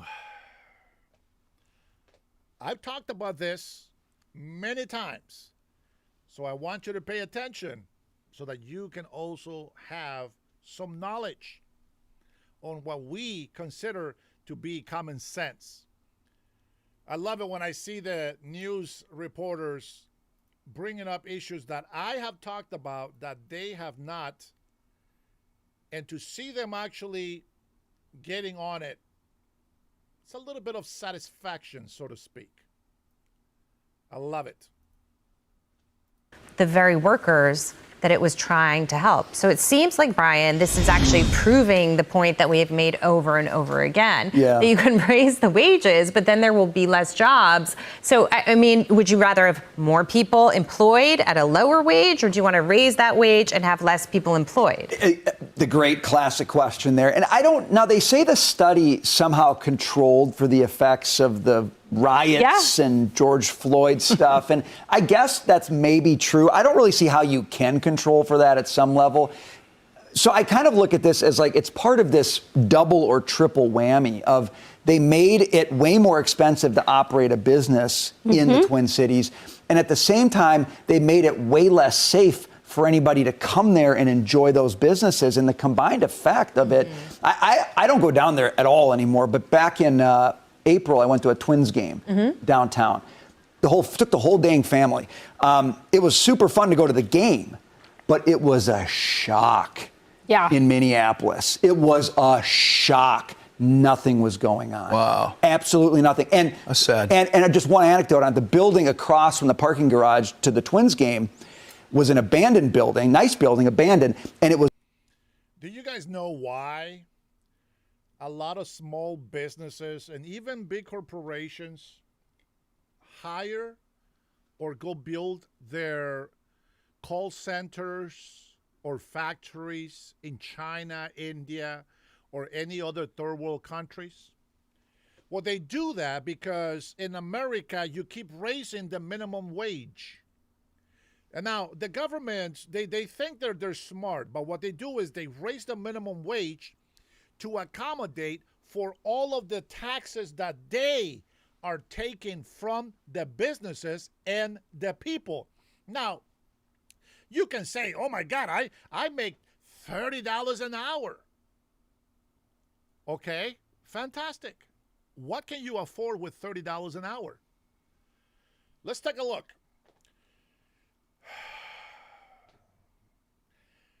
When I was 18 years old, this is a very long time ago, 32 years ago, I was making about $4.50 an hour. I can afford a 2-bedroom, 1-bath apartment. Imagine that. I can afford to have my own house phone. I have my own car. I can afford gasoline. I can afford to buy food for my house. $4.50. Imagine the excitement when, not that the minimum wage went up, but I earned my raise and I got promoted to another position that gave me, get this, ready? $6.25. And the grant, that's fantastic. That is fantastic. Now the government, they keep. Now I get it. There's inflation. We know this. There is inflation, but we also know that we have to make sure that everybody's taken care of. I get that. But the socialist programs have gotten way out of hand. Too many scammers, fraudsters, and I'm not talking about just regular Joes. I'm talking about politicians in office stealing the taxpayers' dollars. Imagine you're making $30 an hour today. You cannot support your family on $30 an hour. Your housing cost is now, instead of $450 for a 2-bedroom, now you're paying $2,000. $2,000 for a 2-bedroom compared to $450. So you see, raising this minimum wage, or what the companies are paying, it doesn't really help anybody. You just fire people. You lay people off. Some of us, some of you maybe, will get more money, but in the end, everybody suffers.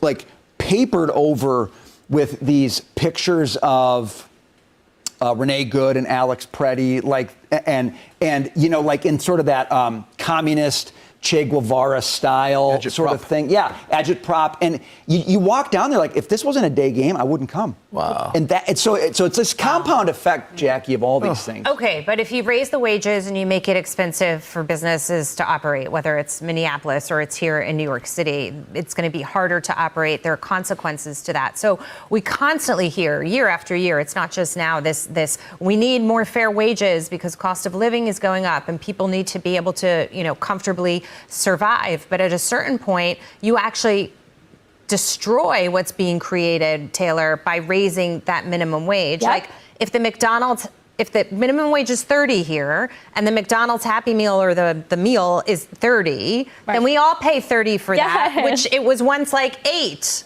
And this is why I love the free market, because if you didn't tell me what I needed to pay my employees by a top-down set, the market would figure that out. Because if I'm Taco Bell and McDonald's and I'm the employer at Taco Bell and I'm trying to hire someone and McDonald's is paying 10 and I'm only paying 9, I won't have any employees.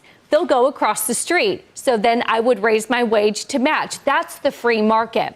The top down is saying, oh no, I'm going to force you to charge 15. You're going to have to figure it out. And so in response, Jackie, Minneapolis lost almost 5,500 jobs between 2017 and 2021 and almost 3,800 jobs in St. Paul, all because the minimum wage increases. Brian, to your right, they said this is even after accounting for all the potential disruptions from COVID and the unrest. Even after all of that, it still came down that it was worse because of higher minimum wage. It's a bad time to play roulette with wages and workers because you know what? If you raise the wage too high, the worker will say, the restaurant owner will say, and I see it here in New York City, okay, I'm not going to get a worker. I can get a kiosk. Dave. Yep. That's it. Yep. Boom. That's exact. Why don't politicians actually go and read the body of research on these experiments? I just put this in. Raising the federal minimum wage would eliminate. There was a study done a few years ago, would eliminate about 1.5 million jobs across the country to, I think it was $15 an hour that they looked at. In Seattle did it. There was a study done. There was a second minimum wage increase to $13 an hour. It cut hours worked in low wage jobs, and hourly wages only picked up like 3%. Total payroll for low wage jobs fell. Workers lost an average of $74 a month. And it's city after city that has gone through this. Can they go and look at the research? You see it you see these kiosks everywhere nowadays too. Somebody do you think that it has nothing to do with the policy put in place by these liberal cities that's happening? Yeah, and this is not a new idea. As you say, this has been tried all around the country. I know in California, they raised the minimum wage for fast food workers. Yep. And very rapidly, I think remember the number, roughly 8,000 jobs just evaporated. Some people didn't get fired, but they said, all right, instead of working 30 hours, we're going to cut you down to 20. So you are getting a higher wage, but fewer hours. You end up with either the same or maybe a little bit less money than before.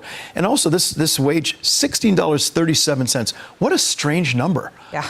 Why not 17? Like round it up to some sensible number. And also, why that? Why not pay $100 an hour? You really want to help people? Let's say, all right, you got to pay $100 an hour. And what I'd love to see as these things are debated is conservative lawmakers introduce that as an amendment and make the Democrats stand up and say, well, if you push it up that high, people can't afford it. And then maybe the light bulb goes over their heads and go, wow, maybe 100 is too high. And maybe that breaks the logic in their heads and they start to understand that this is a problem.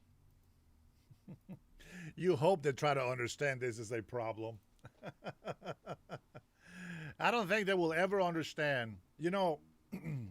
I was trying to find this post that kept coming up on my feed. Let me see if I can find it.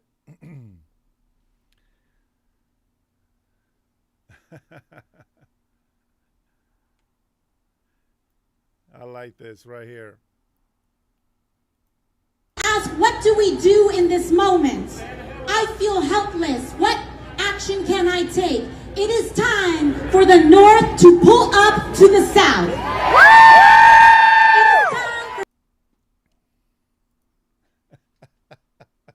I'm gonna rewind this back. I want you to know something. Listen. I'm gonna give AOC some points for a long time ago when she was cracking down on NGOs charging an insane amount of money to our government, who uses our tax-paying dollars to buy materials for our military, etc. These people should be in jail. I really believe that. You don't rip off your country. What's wrong with you? Getting rich of taxpayers' money? You should be actually giving a discount, if you're helping our military build any sort of, machinery. But here is AOC, the genius bartender from the Bronx. From the Bronx. Goddamn New Yorkers, you crazy ass people out there. I don't know what the hell you guys are so proud of. You guys live in rat holes and you call them apartments. I don't get it. You guys live on the most rat-infested, criminal-infested, most graffiti, garbage-looking, run-down, third-world country-looking piece of junk, Bronx and New York. I don't know what the hell you guys are proud of, what you're bragging about. It is a piece of shit of a city and a state. I don't know what you're proud of. There was work to be done in New York, and nothing gets done. Still the same garbage. With that being said, she talks about bring them north and pull up to the south. I don't think she knows history. I don't think she realizes that the South was the racist. I'm sorry, guys. Hey, listen, it is what it is. I'm not saying you are. Well, nobody told me this was upside down. I'm not saying you are racist.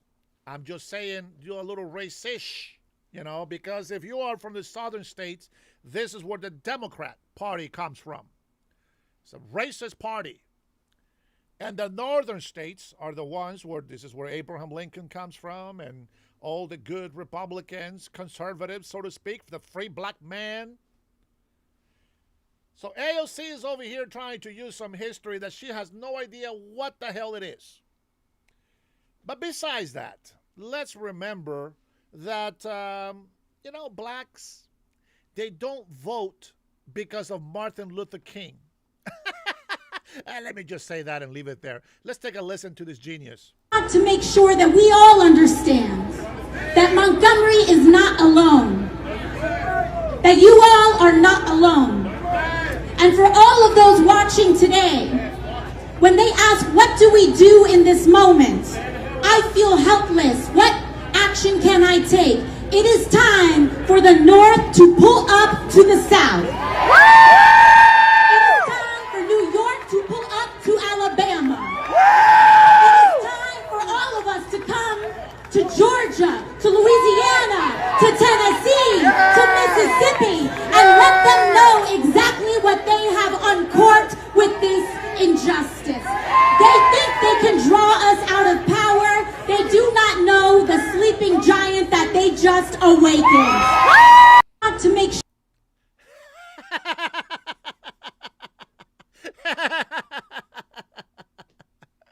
She said they don't know the sleeping giant they have awakened. This poor little retarded child.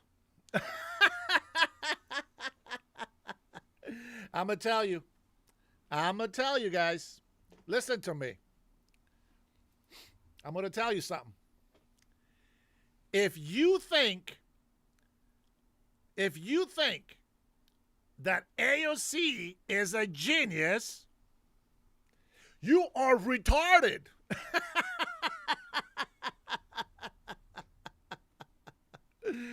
Oh boy, let me tell you something, man.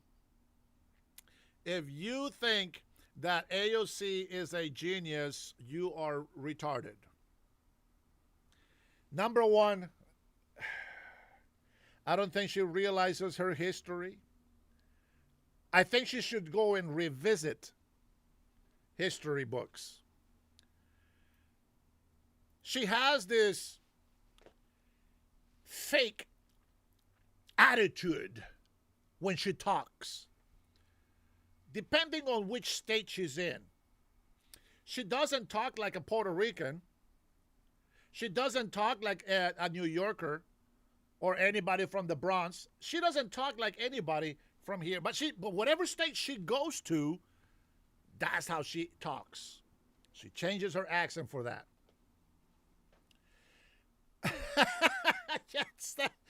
Man, I am telling you right now, man. I am telling you right now. I wish that I was campaigning already. I can't wait. Especially those people that says, oh, you're not a politician. No shit, Sherlock. That is the whole point. I am not a politician. But I can't wait. I wish I was running right now. I wish I was running for office. Oh, Jason Petraeus. Oh, is that the first super chat? What is going on today? Just in, buses full of angry blue hairs are pulling up to the southern districts. They are led by AOC. Oh, man. I want to say, hey, if this is the first time that you come into my show, my name is Dennis Herrera, and you're watching the Dennis Herrera Show. Please consider giving the button a like. As you see there, light up those likes. I get creative with my little signs so that you can enjoy the visuals, but also receive the message. So don't forget to double tap that screen since you're watching on your phone, most likely. About 90% of you watch on mobile devices. And subscribe. if you want to be able to come be crazy with us, conservative Americans who actually love this country. And if it triggers you to be happy, consider subscribing and becoming a member of my channel.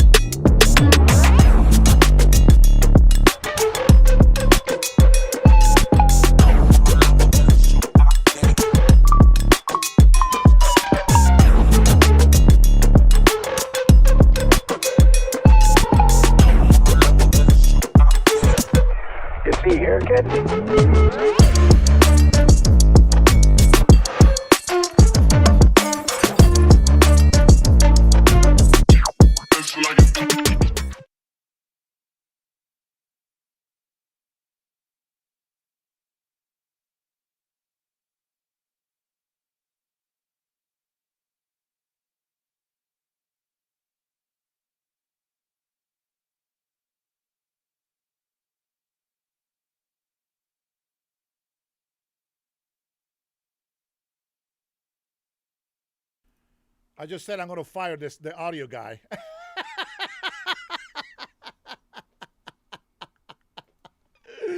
Ah, son of a gun, man. Listen, if you tell me that I will be a fantastic governor, well, I need a team behind me, so it's not going to be just me. Uh-oh, Streamlabs blocked Uncommon Woman. Oh, man, I apologize. My bad. Man, listen, I have 1,000 things going through my head. You guys have no idea, but thank you for putting up with that. I appreciate it. Thank you for letting me know right away. Audio sound, the audio guy is gone. 3 strikes, and now he is demoted to customer service. Oh, man. You guys make my day. You guys make my day. Let's see, what is this? Did you notice that something about AOC? Half of the time, I couldn't see her. Half of the time, I couldn't see anything. All I saw was some sound. All I saw was a wood frame, and some sound was coming out from some speakers. But, yeah, this is the big giant. This is the big giant that has awoken. She says, they have awakened this giant, the sleeping giant. And the sleeping giant that needs a 5 to 6 inch bulletproof glass to make a speech. You know what, man? I'm going to tell you, man. They could have at least made the frame, the outer frame, smaller. These people, come on, man. At least see-through, so there's just like a clear bar that kind of blocks her, but not just covers the whole person. That is crazy.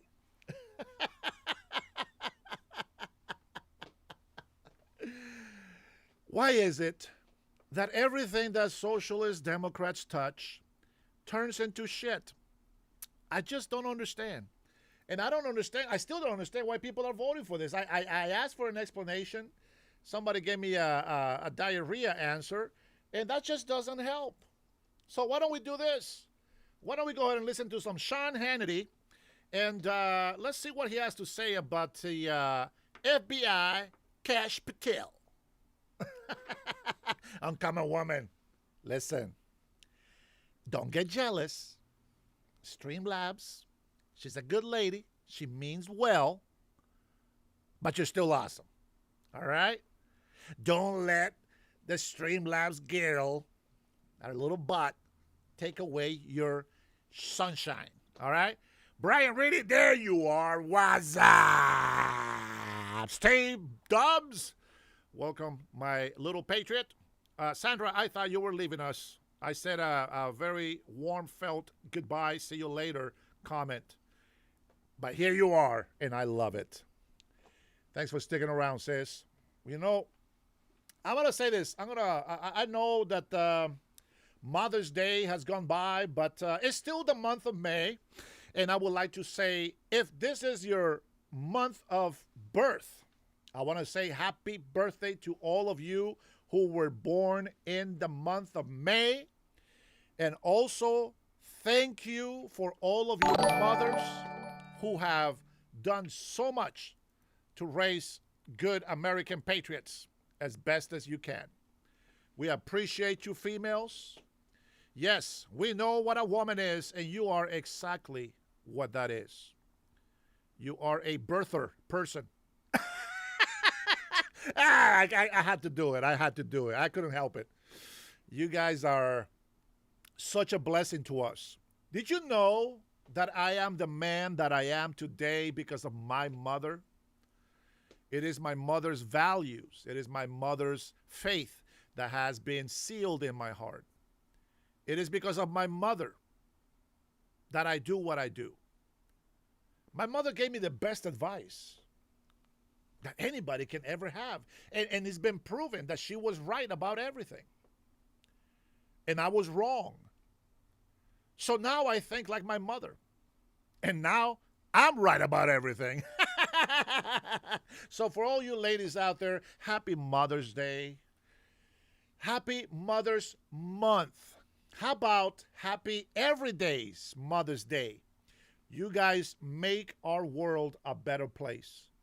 I will continue to encourage you to continue to discipline your children, to love your children, to teach them well.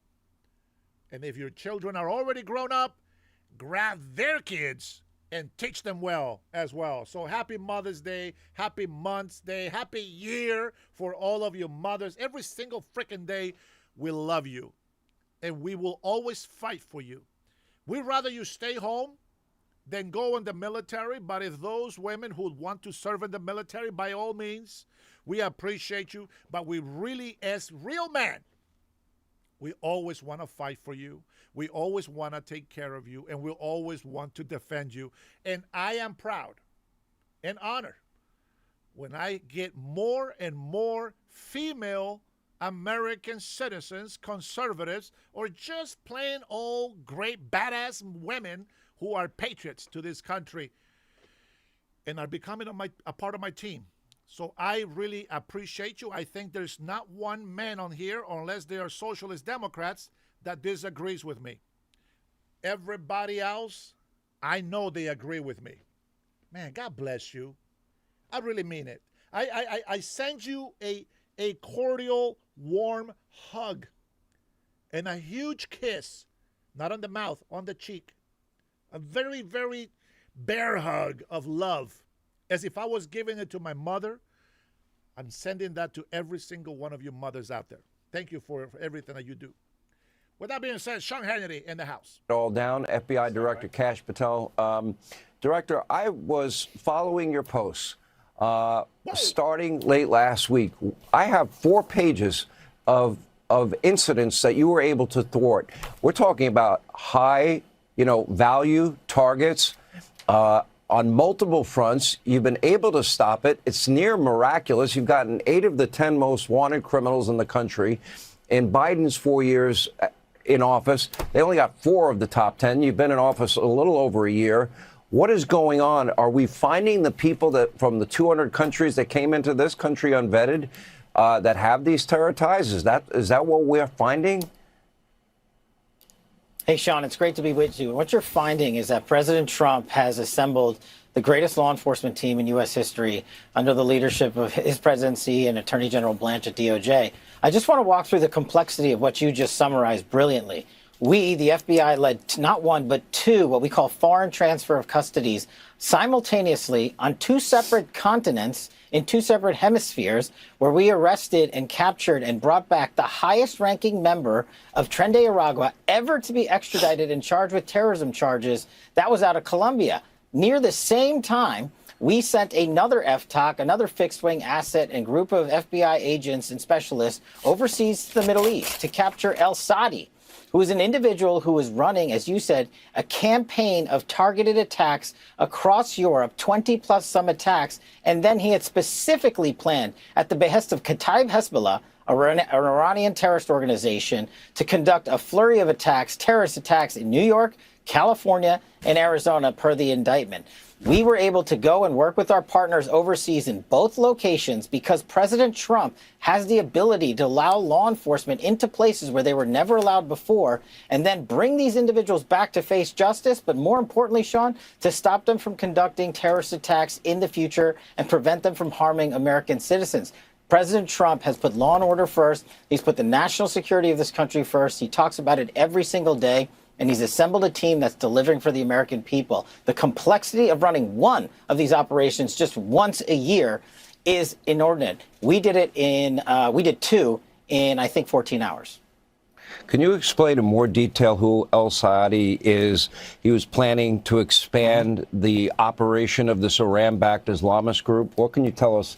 It worries me, and it's worried me, you know, when Joe Biden, Kamala Harris, and Mayorkas were allowing in the unvetted illegals, and then the gotaways got through. We knew there were people from over 200 countries, known terrorists among that group in the country, but we didn't know where they were. I would imagine that's a top priority for the FBI. Clearly it's working because you're catching them before things are happening.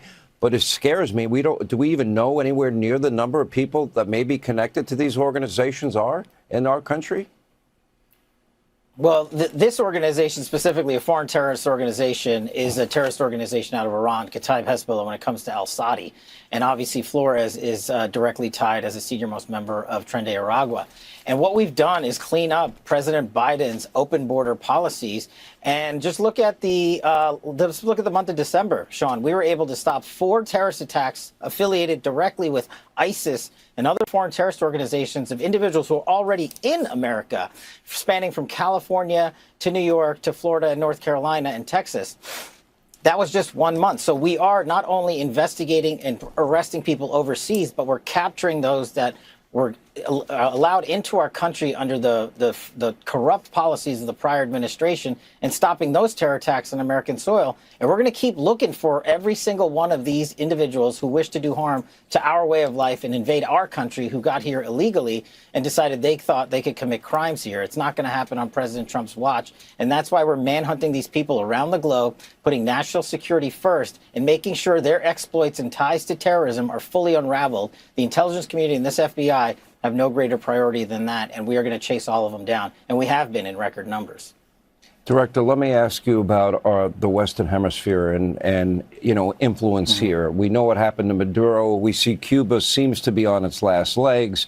The president calls it the Don Road Doctrine. This Tren de Aragua leader extradited on terrorism, international drug distribution. We are now going into Mexico, Colombia, making deals with these countries. Why do you suspect that they are now all of a sudden cooperating? Because that's not something that really I've seen happen in the modern era. This level of cooperation is only happening for one reason only, because of President Trump's leadership. He has the ability to call global leaders around the world, bring them to the table, even when some of these folks are adversaries on certain issues, and say law enforcement and the security of our citizens comes first. And when you can follow behind a leader like that, this FBI and this DOJ are able to go and do the hard work that the Biden administration just ignored. And remember, the Biden administration, when President Biden called these world leaders, they either left him on the runway or didn't even bother to pick up his phone call. So that's the difference in true leadership. And the lane for law enforcement that President Trump has created is an international lane that all these countries want to be a part of, because all of them want to help America under President Trump's leadership secure not just our citizens, but theirs. Sean, when we capture Kataib Hezbollah terrorists in the Middle East, We're safeguarding the Middle East, Canada, and North America, and the rest of North America. When we take out Tren de Arago's senior-most leader, we're helping the Colombians down south make sure they don't have one of the worst terrorists of the worst criminal terrorist organizations on the planet in their backyard anymore. And we're going to continue to extrapolate on their networks and arrest everyone and anyone that was involved with it. Kicking open this door that President Trump has done has allowed us to capture 8 of the most violent, top 10 most wanted in the FBI's charts in 1 year. And we've been kicking down doors all over the country. Last year, we had over 100 extraditions out of Mexico alone, Sean. That's another record. 100 gangbangers, rapists, and narco traffickers are in America facing justice and not distributing the illegal fentanyl that killed so many under the prior administration. You know, Director, I know a lot of pastors. I know a lot of rabbis around the country. Without exception, they have all upped their security level to the highest levels they've ever had to before. Why does it appear that churches and synagogues are being targeted like never before?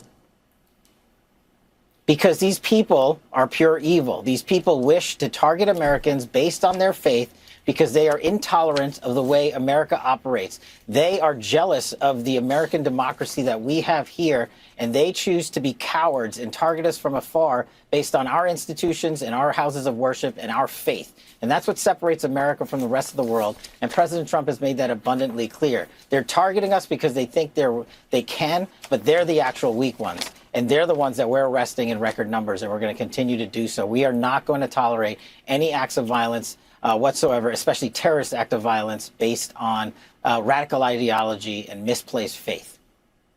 You know, Americans deserve law and order and safety and security.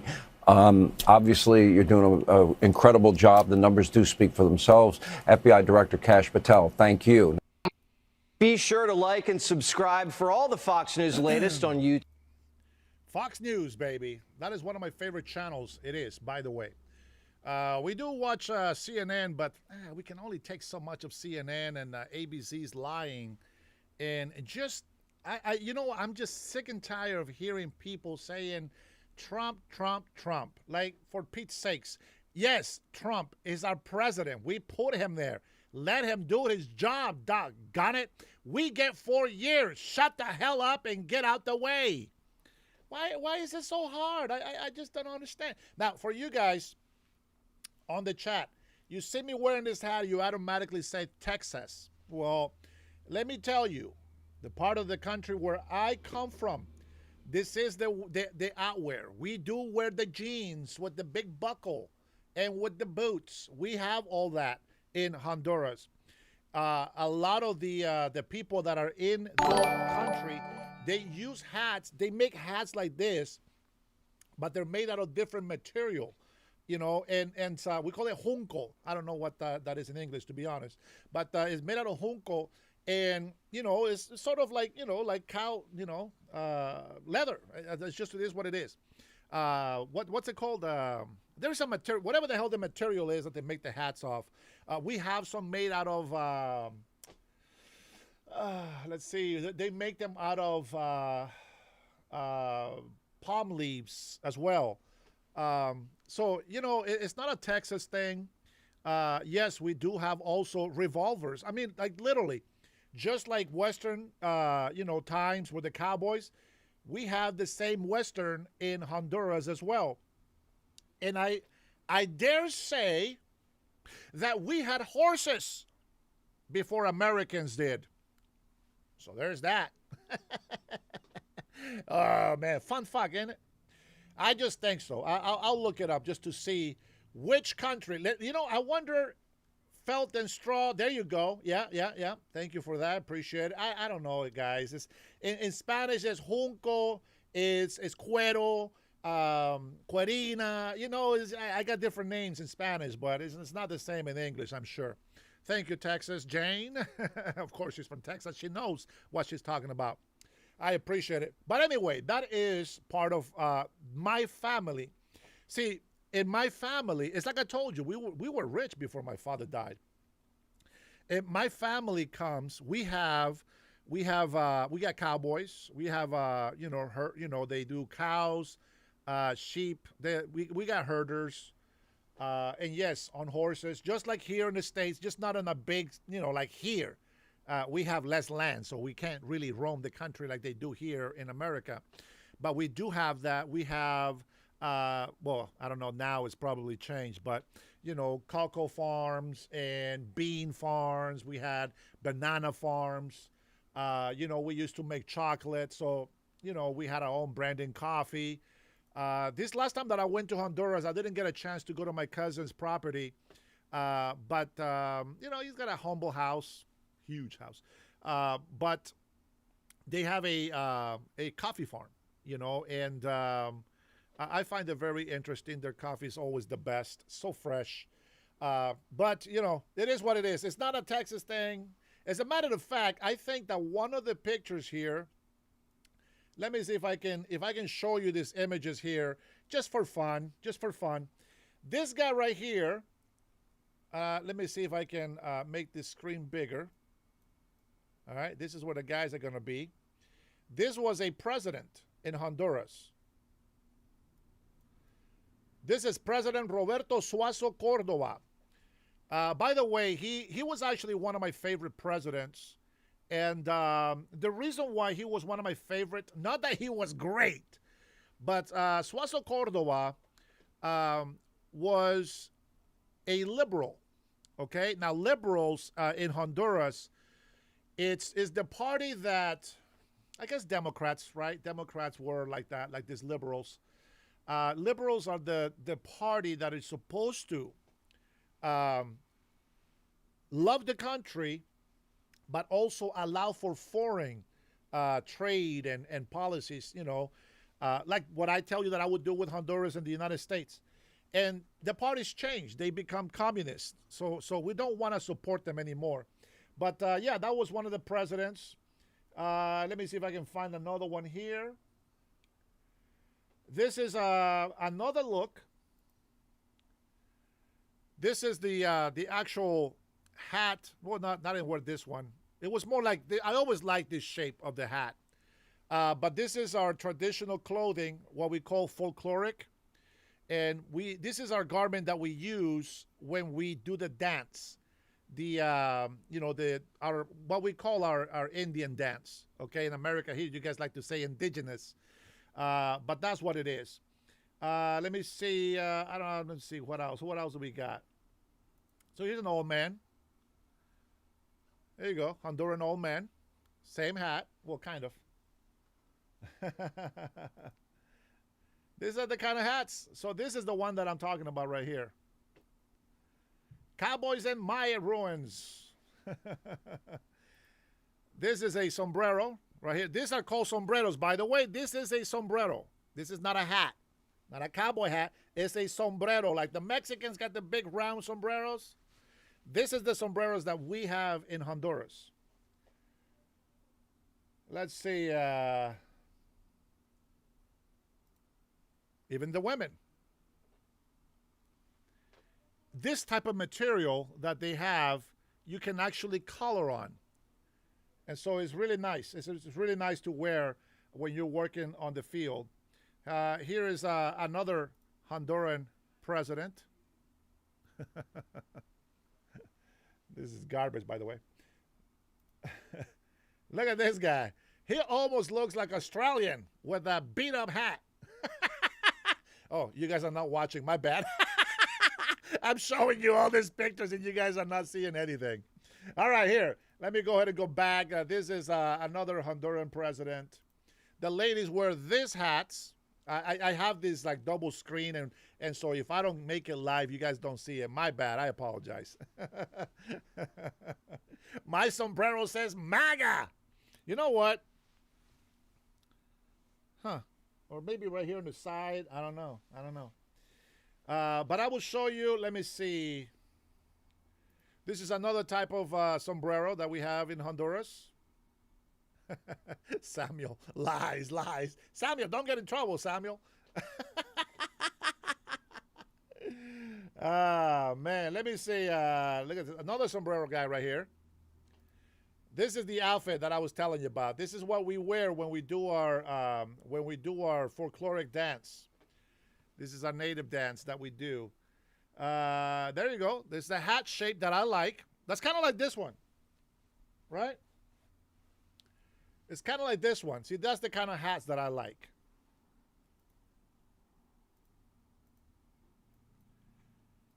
These are all Hondurans.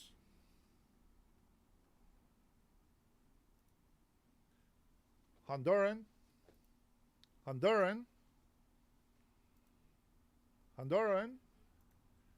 My favorite president, Suazo Cordova. Honduran, not really looking like a cowboy, but yeah, that's it. And this right here, my friends, beautiful. We call this machete. Of course, you knew that. But what you don't know is that because of the length, there is a little extra length on the machete. We call them, what do we call them? What do we call them? Oh my God, I just lost the name. Machete. What is Ama? No. Oh my God, I forgot what the name is. But anyways, it's like a, I forgot the name of it. Oh my God. Oh man. See, this is what I got to get back to Honduras. Hey, look at this. He's got the same, almost the same band that I have on the bottom. I just have a second band on my hat. All right, that was just for fun. You know, you guys want to keep saying that I'm pretending to be a cowboy, but it's not. That's not what it is all about at all. Let me see. I think we have By President Vance doing a live speech right now. Let me see. Where did you go, my love? Let's see. One of the things that Porras has done very effectively going back 10 years in his leadership with the Republican Party and the country, as he said, I want people who fight for the good. I want people who can't be bought by corporate lobbyists, who can't be bought. That is what our president wants. Now I'm going to go ahead and bring it back so you guys can actually hear it. The country was there for the president, and that's why we saw the president endorse Ken Paxton over John Cornyn in the Texas Senate race. Do you think that sends a message going forward for the next cycle to senators, you know, considering running for re-election, or any MAGA-aligned potential candidates that are considering challenging them? Well, I'd say a couple things, Nick. First of all, I think the president's very gratified by the response that he's heard from the base and from a lot of voters, I think, who are passionate about Ken Paxton. We think Ken Paxton is going to be a great senator for the people of Texas, but most importantly, a great United States senator who can work on solving the problems that all of us confront as a country together. I've known John Cornyn for a long time, but unfortunately, you know, when it really counted, Ken Paxton was there for the country, was there for the president, and that's why he ultimately earned the president's endorsement. He thinks he's going to be a better senator, thinks he's going to make a better candidate. And so I do think it sends a message, but really not just the endorsement, but one of the things the president has done very effectively, going back 10 years in his leadership of the Republican Party and the country as president of the United States, is he said, you know. So I'm not going to bore you. I'm not going to bore you with having repetitive information. So what I'm going to do is I'm actually going to play the live. This was just started about an hour ago, so we're fresh, almost fresh on the time. By the way, the Brent oil has dropped to $91.38. It went 1.49% down today. That's some good news. That's some good news. I'm going to show you guys so that you can see it. Let's see if I can show you that there. Make it bigger so that you can see it better. Try to give you a little bit of the graphic. There you go. Bam! 91.38. Now, the Brent oil, it's normally the most expensive one, just so that you guys are aware of. So we went from $110 down to $91. That's a $20 difference, my friends. Almost $20 difference. So, as I always say, when people tell you that the reason why, listen, I'm going to tell you something. When people tell you today that the reason why they don't like Trump is because affordability, is because of high prices, that is BS. That is the type of hateful rhetoric that they want you to think about. That's the only thing they want you to know. They never liked Trump. They never supported Trump. And a lot of rhinos, a lot of flakes, a lot of people who have made decisions emotionally are betraying themselves by believing that Trump is today's problem. No, the economy is always on a roller coaster. It goes up and down, up and down. It doesn't matter. Under Obama, under Bush, prices have always gone higher than they have been. They have dropped back down, not as much as they were down from when they raised them up. But the whole idea is that economy is always a roller coaster. It's never a flat line. That's just a lie. So when you hear the socialist leftists say they don't like Trump because prices are unaffordable or high, that is just the excuse that they have to say something bad about our president. Look at what we're doing right now with the ballroom. They think that's negative. They think that's bad. That's a lie. Lie, lie, lie. The taxpayers are paying for it. Come on. It's the farce that they play. They're always lying to you. This is what the socialist Democrats do. They're Marxist. They do is lie and lie and lie until you believe it. This is part of their teaching. The barrel of oil was 130 under Biden. Yes, it dropped. But we had it down at $60 a barrel. And they were still saying that Trump didn't lower the price. They were still saying that Trump didn't do anything for the economy. Remember eggs? I bet you remember eggs. He talked about eggs many times. And the reason why he repeats it is because these guys love to tell you lies, but he continues to tell you over and over in every single time that he speaks, because they continue to lie to you every single day. If we're watching live and we listen to President Trump and you're like, oh my God, here he goes again. Lies, lies, lies. He's repeating the same thing over and over. Why do you think that is? Even after repeating it over and over, even after showing you, we have graphics, we have numbers, we have given you all these facts. And the socialist Democrats are still not happy. Their goal is to continue to hate President Donald Trump. Well, I don't care if they hate President Trump. As a matter of fact, that's probably why I defend him so much. Because of socialist Democrats. They're forcing me to defend them so much. Now, with that being said, why don't we let our vice president, our next future president of the United States of America, oh, yeah. Here we go. All right. Good afternoon, everybody. How you guys doing? Good. Okay, I've got my sheet here. So I know who to call on, most importantly who not to call on. Let me start out with a few things. So first of all, proud to announce that next week I will be speaking at the Air Force Academy commencement ceremony. Last year I spoke at the Naval Academy ceremony, and it was one of the great honors and privileges of my life. So I'm excited to go out there to Colorado and participate in that ceremony. The second thing is I want to highlight a little bit some of the work that we've been doing, the great work our team has been doing on the anti-fraud task force, where we have caught just in the last couple of months billions upon billions of dollars of fraud in our hospice system, in our Medicaid system, in our Medicare system, in our immigration system. We've seen hundreds of millions of dollars of fraudulent loans that were being handed out through the Small Business Administration that we've identified and stopped. And we've also started investigating some of the fraudulent criminal activity and also prosecuting some of the fraudulent criminal activity. So the thing that I say to the American people, and I'll repeat here to all of you, is, fraud is a crime that has two victims. It has, first of all, the American taxpayer, people who pay their taxes, who out of their generosity And because they have to, of course, they pay their taxes expecting that it's going to go to pay our troops and ensure that low-income children have access to food and ensure that people get medical benefits even if they're not able to afford a doctor.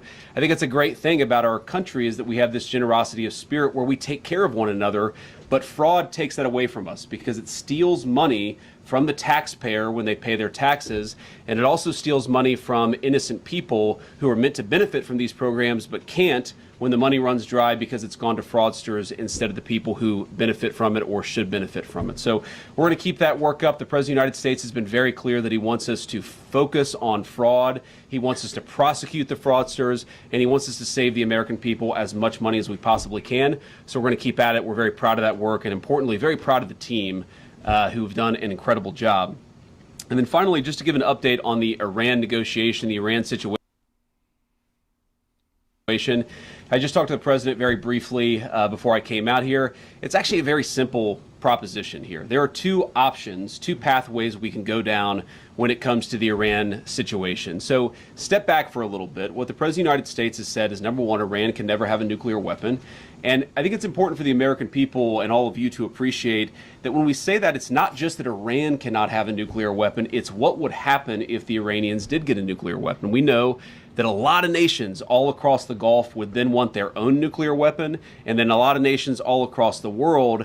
And what has been a very effective bright spot of American foreign policy really for the last 20 or so years would disappear overnight. If you have every country in the world scrambling to try to get a nuclear weapon, it would make us all much less safe. And Iran would really be the first domino and what would set off a nuclear arms race all over the world. That's very, very bad for the safety of our country. As the father of 3 young kids, I don't want them to inherit a world where 20 additional regimes, half of them very dangerous and very sympathetic to terrorists, have nuclear weapons. We want to keep the number of countries that have nuclear weapons small, and that's why Iran cannot have a nuclear weapon, on top of all the other things that we might be worried about, that they themselves could use it, that they could use it in leverage and economic control or economic negotiations. We just don't want them to have a nuclear weapon. Now, what we did here is that we effectively degraded their conventional military capability. That has been done. That has been successfully done. You could always do a little bit more, but where we are now is the president has asked us, has told us to aggressively negotiate with the Iranians. Why did I go to Islamabad, Pakistan? Why did I spend, I think, probably 22 hours on a plane going there, 24 hours? When you commit violence against another person, you can violate them in other ways as well, but the most profound way to violate the fundamental right of human dignity is to commit violence. But here's why the religious piece of it is particularly egregious. One of the fundamental American rights that I think came from our Christian heritage as a civilization is the idea that we respect people's religious freedom, in part because we respect them as human beings, but also because we respect their right to find their own pathway to God. You can't force anybody to a pathway to God. They have to, through their own free will, find God themselves. That's one of the reasons why that right of religious freedom is the very first right enshrined in our Constitution. So when you commit acts of violence, you're committing an act against this fundamental idea that people are created in the image of God and that they have the right through their own free will to find God however they might want. And as a Christian, of course, you might have your preference for how they find their pathway to God. They have to find that choice. And anybody who would commit violence against another human being in the name of religion is, I think, doing something that is a violation, of course, of the laws of man, but I think more importantly, it is a fundamental violation of the laws of God. Let me go with. Okay, Garrett, you have your hand up. Garrett, that's right. That's right. Yeah. Okay. Thank you, Mr. Vice President. Midterms are well underway. You've got voters going to the polls in 6 states today. You and the president ran on a platform that included no new wars, cutting gas prices, cutting inflation. What do you say to the people who are going to the polls today and who feel like those promises are unkept? Well, I'd say a few things. First of all, we've delivered great wins for the American people. We ran on delivering tax cuts to the American people, which we did, the largest tax cuts in American history. We ran on cutting taxes, particularly on people who were working on overtime, working on tips. We cut taxes for those Americans. We ran on the promise of bringing investment back into the United States of America, that rather than factory closures, we were going to have factories opening. And we've seen both construction jobs and manufacturing, but also manufacturing jobs have great rebounds under the Trump administration and under our leadership. We are very aware that because of what's going on in the Middle East, gas prices have gone up and a lot of Americans are struggling because of that. Our view is that it is a temporary increase. We're taking a number of steps to try to push back against it and try to ensure that Americans are paying as little at the pump as possible. But I feel quite confident after we've taken care of business in the Middle East, those prices are going to come down. And there have been a lot of prices, as you know, a lot of prices from rent to housing, where we still got a lot of work to do, but we do see some real progress made across the economy on pricing, but also on people's jobs. I have John. I'm going to call on John. I'm just going to start calling John Rosh. John Rosh with the Daily Mail. Yes. Great to see you. Thank you. Great to see you too. Thank you. So Trump initially said that the war would last 6 weeks. It's been going on for 11 weeks and 3 days. What's your message to the American people as to why it's gone on so long and it hasn't ended yet? Well, first of all, the president said it's going to be a short-term operation, and I think that has proven out to be true. The active period of conflict lasted about 5.5 weeks, and now we've been in this ceasefire where we're trying to get a negotiated settlement that gets the American people the things that we need for our national security. So I've said before that we're going to go one of two options here. We're going to have a good settlement that actually gets the American people what they need, or we're going to go back to a kinetic operation. Obviously, the president prefers to get that settlement. I think the Iranians prefer to get that settlement. But regardless of what direction the president ultimately goes down, whatever he ultimately decides, I think it's important for the American people to know two things. Number one, it will be for their security and their prosperity. That's why we're doing this. And number two, this is not going to be the sort of thing that lasts forever. I think a lot of Americans, especially in my generation, who are worried about forever, endless conflicts, we have to remember, I think you said 11 weeks, a big chunk of that has been a ceasefire. This is not a forever war. We're going to take care of business and come home. That's what the president's promised, and that's exactly what he's going to deliver. Go ahead. Yes.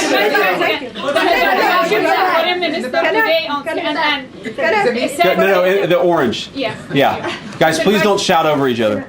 Thank you, Mr. Vice President. The Egyptian Foreign Minister today, in an interview on CNN, he said that the Arab countries are working with you on a memorandum of understanding between the U.S. and Iran that can lead to a deal. Can you confirm that? And one other question also on Iran. You've spent over than 20 hours with the Iranian negotiating. Do you believe that other countries may be able to achieve what those negotiations could not? Well, I think that the purpose of our initial negotiation was, one, to establish some relationships between two countries that hadn't talked directly in a very, very long time. And number two, just to get the pathway started to negotiation. I don't think any of us, meaning me, Jared Kushner, and Steve Witkoff, had any great confidence that we were going to be able to reach a deal. But we did think we were going to take important steps along the pathway to reaching a deal, and we did. Now, you asked what the Egyptian foreign minister said. I haven't seen those comments, so I won't comment on them myself. What I'd say is I'm not going to detail what's going on in the negotiation. There's a lot of back and forth. A lot of good progress is being made. But we're just going to keep on working at it, and eventually we'll either hit a deal or we won't, but we're going to keep on working at it. And I think it's important for us to actually privately have these conversations, because sometimes when you're doing a negotiation and you put everything out there in public, it actually complicates things more than it should. So we're going to keep these negotiations private until we've got something, of course, to tell the American people, and at that time we will. Okay. Yeah. Is that a magenta tie? It's hard to tell.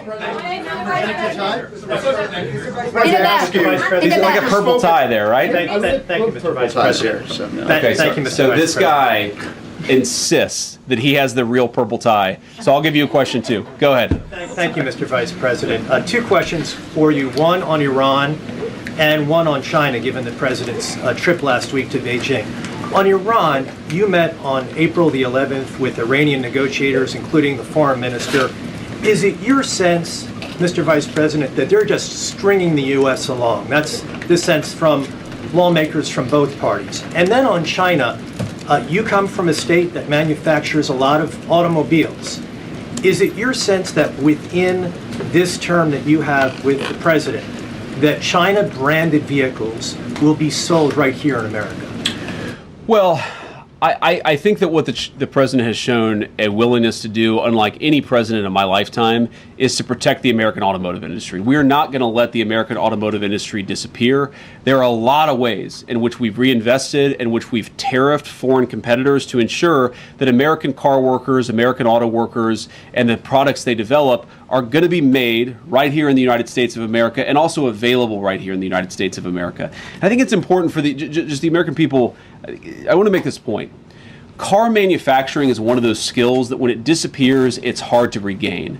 And when you've got people who can build complex machines, and our great workers in Ohio, Michigan, and elsewhere, they do a very good job. They also, God forbid, in times of national emergency, can be called on to manufacture other complex machinery. So it's very, very important that we protect that native auto industry. The president has done more on this than anybody, but we're certainly going to keep on working at it. You asked about being strung along. Look, you never know until you know, right? What all we can do is negotiate in good faith, try to find a pathway that accomplishes the president's objectives, that accomplishes the national security interests of the American people, and gets this thing in a good place. I think somebody earlier asked this question.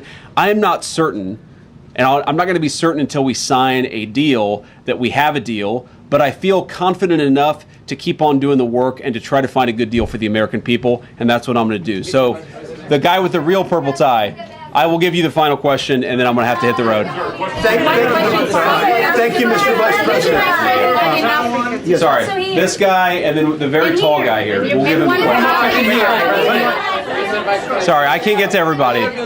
Marco's right. This really is chaos. This is crazy. Yeah. You guys got to behave yourself. Thank you, Mr. Vice President. The president's financial disclosures were released recently, and they showed a lot of stock trades in companies that he has talked up at events, official events at the White House, on his True Social account, sometimes even putting the stock ticker symbols in his posts and encouraging people to buy their stock. Americans, according to recent polling, are increasingly describing the president as corrupt. And trading stocks... This is a hell of a question. Thank you, sir. Trading individual stocks is something that you said that public officials should not be able to do when you ran for Senate all those years ago. And yet the president, who arguably has access to more non-public information than your average senator, is not only buying and selling individual stocks either through his trust. Okay. What's the question? The question is, the question, sir, is. What the? Just ask the damn question. Oh, for Pete's sakes. How can you and your administration argue to Americans that you're cleaning up corruption, you're preventing fraud, you're fighting the sorts of things that harm people and people's financial situations, when the president seems to be talking up stocks that he owns, selling them, and enriching himself? Okay, so here, let me answer your question here. That was a doozy. Before I answer your question, I want to just observe there are different ways to ask a question. Okay, you can just ask a question, try to get your answer, or you could do like a speech where you say, Mr. Vice President, you're a terrible human being, and so is the president, and so is the entire cabinet. And then I'm like, what's your question? And then your question is, how dare you? Come on, man. Have a little bit of objectivity in the way that you ask these questions, because there were a lot of things in that speech masquerading as a question that didn't actually get asked, okay? Number one, the president doesn't sit at the Oval Office on his computer on his Robinhood account buying and selling stocks. That's absurd. He has independent wealth advisors who manage his money. He is a wealthy person. He has had success in business. He's not making these stock trades himself. And your question imputes that. It doesn't say it exactly, but a reasonable person listening to that question would assume the president is sitting around and doing that. He's not. Second of all, you're right. I am a big fan of banning members of Congress from trading stocks. So is the President of the United States. all of us believe that nobody should be taking proprietary information gained from public service and buying and selling stocks. We want to ban that process. And I think the way to lead by example is banning that process, banning that approach, and making it illegal, which is exactly what the president has proposed doing. Okay. Yes. Sir, Jordan Conradson with Gateway Pundit. I'll try to make this short. There was, you might have seen this, there was a massive United Kingdom rally in London just last weekend. They were protesting mass illegal immigration and the replacement of British culture. What message do you think this should send to globalist European leaders and to leaders here? And also, I wanted to ask about several House members are revamping this push to pass it's called the Dignity Act, but it's really just an amnesty bill giving work visas and allowing millions of illegals to stay in the country. Is that something the White House wants to see stopped in the House? Well, number one, I don't like giving amnesty to anybody. Number two, since you asked about Great Britain and the United Kingdom rally, one of the great ironies of this job is that for the past couple of years, you see these protests break out all over the country, and sometimes they're fairly well attended, and sometimes they're very poorly attended. Everybody holds these signs saying "No Kings," right? And how many Democratic lawmakers have I seen holding up signs that say "No Kings"? They are very, very insistent that we not have kings. And then King Charles comes to the congressional chamber, and these guys break out in rapturous applause. So maybe they don't care so much about kings as they pretend that they do. Maybe they just don't like the agenda that we're implementing that's actually making American workers and American families safe and prosperous again. But to answer your question about this immigration issue, look, one of the problems that we have in all of Western societies is that we have a lot of people who have decided, Wall Street bankers, corporate lobbyists, and government officials, that what the United States and what the West need is more and more cheap labor. What we believe in this White House is what we need more and more of is high wages for American workers and investing in our own people. What you see all over the West, and it's kind of crazy, is this idea that the way to generate prosperity is to bring in millions and millions of unvetted people and drop them into your neighborhoods, and we simply reject that idea. So to everybody in the UK who rejects that idea, I'd encourage them to just keep on going. It's okay to want to defend your culture. It's okay to want to live in a safe neighborhood. It's okay to want your job to go to yourself and your neighbors and not to a stranger who you don't even know. It is reasonable for the people in Western societies to want to control who comes into their country and who doesn't. A lot of people, frankly, a lot of people in the media have tried to persuade all of those people that it's somehow racist to want to protect your borders, even though very often the very people who are most affected by low-wage immigration are lower-income Black and Hispanic Americans right here in the United States of America, and I guarantee that's true in the UK. So we believe in making America great again. You can't do that unless you protect your borders. I'd encourage our friends in the UK to follow the same path. Thank you all. Good to see you. Thank you, Mr. Vice President J.D. Vance says, I had enough of this nonsense. What kind of stupid questions this people be asking? Man, you guys think that being press secretary is just a piece of cake and just a walk in the park. I'm telling you, you got to have some good brains to be able to withstand all this stupidity from these people. Unbelievable. But nonetheless, we got a little bit of bonus from our president, J.D. Vance. And why don't we go and take a listen to Waters going crazy with the Big Five. I don't know what the hell they're called.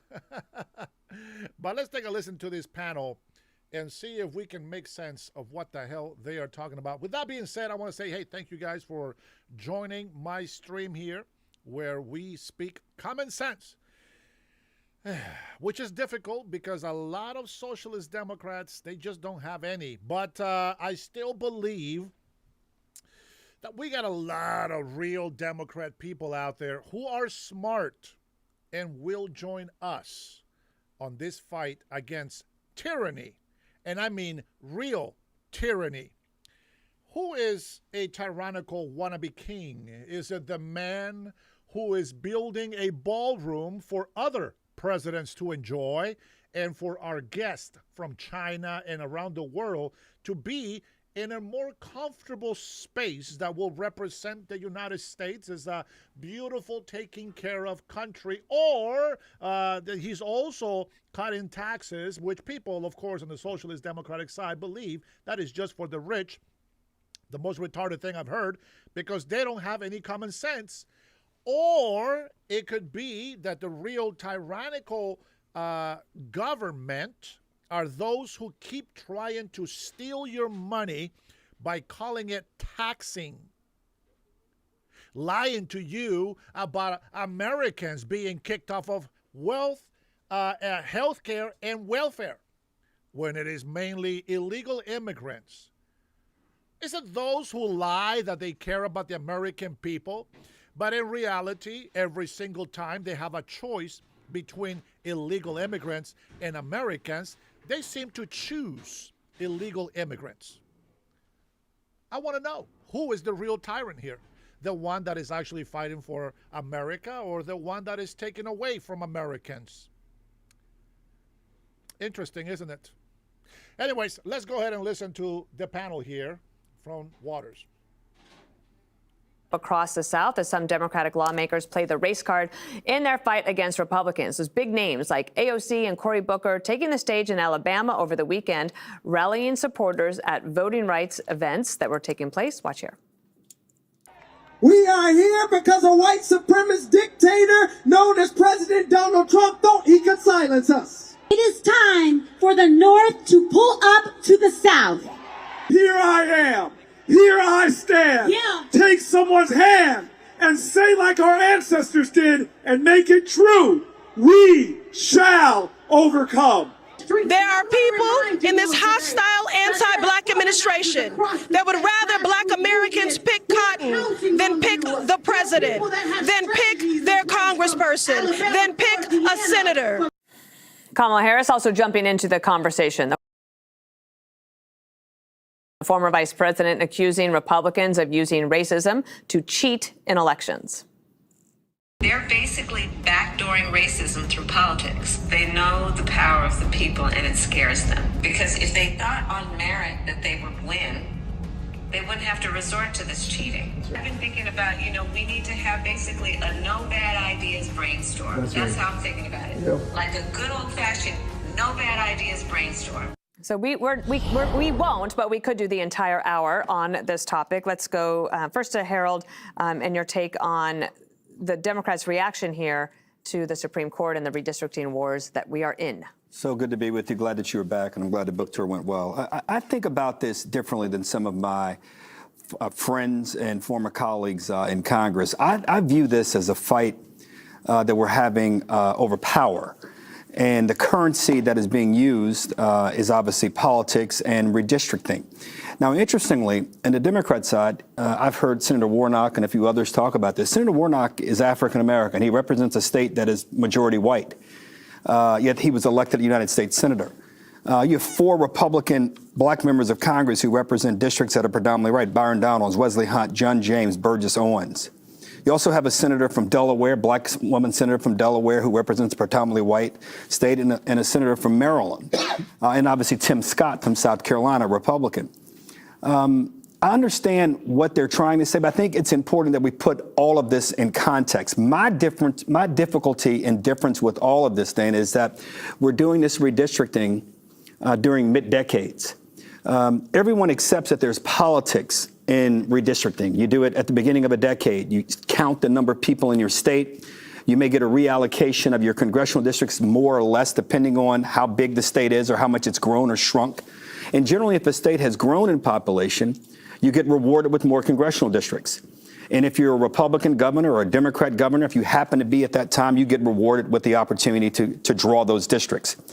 The court has said that race cannot be a predominant factor, the only factor in doing it. I do think we'd probably be having a different conversation. A cynic in me says that if the Supreme Court said that you couldn't draw districts with a big number of non-college educated white men, that's unconstitutional. We'd probably be saying something differently about this. I wish and hope for a day where race has no bearing at all on how we draw districts. But what I hope for more than anything, and what man can be a part of doing, is saying that we will not redraw districts mid-decade. For Republicans that are happy about this right now because the numbers might be in their favor, Democrats at some point are going to have the majorities in the governorships in these states, and they may do the same. I pray that they don't, but they may do the same. But I caution my Democratic friends to leave the race out of it. We have a lot of progress in this country on the racial front. We have a long way to go as well. But when you have a black president in the last 20 years, you have black members of Congress who are Democrat and Republican representing predominantly white districts, and you have black senators representing predominantly white states, to me, that flies in the face of some of the things that we heard in our opening. The other thing that they kept saying repeatedly in the bat signal talking points, Jesse, was that the Republicans are cheating. And I wonder how that will stick, because the Supreme Court ruled, and that's cheating. But if they like what the Supreme Court says, then it's legitimate. I just noticed that AOC was speaking behind a bulletproof glass. Donald Trump doesn't even do that. Why was she doing that? Cory Booker didn't do that. Randy Weingartner didn't do that. I don't even know why Randy's there. What does she care? I mean, test scores are going way down. She should be in hiding, but not there. Is there a specific credible threat against AOC's life? Shouldn't we know about this? That's still from January 6th. She's still in fear. Probably. I don't want to make light of it or anything like that. We called her office to see why did she deliver a speech behind bulletproof glass, and she didn't get back to us. Hopefully that's, there is no threat, but I don't know. If there was an option to speak behind bulletproof glass, she decided to take that. Did someone tell her to do that? Or did she believe she was in such danger that she needed to do that? I have no idea. But she's talking tough anyway behind the bulletproof glass, and she's behind the bulletproof glass calling Trump weak. This guy got shot in the head, bounced up, and took the White House. He's not weak. The things she's saying and the things her crew is saying are actually putting lives in danger, calling people white supremacists, saying we want blacks picking cotton, saying that the North needs to fight the South again. I mean, this is nuts. You have a Supreme Court with 2 black justices, a Hispanic justice, a Jewish justice, 1 white justice, adopted 2 Haitian children. This is not a racist court. It's probably the most diverse court in the history of the country. This is not a racist country. We just found out the left was financing racism with donations. So the race card, it just doesn't hit the way it used to. And I am with my friend Harold. I think it should stop. Greg, Kamala Harris also says because of this, they should have a no bad ideas brainstorm. Yeah, we covered this last week. The moment somebody says no bad ideas, it's because they have no ideas.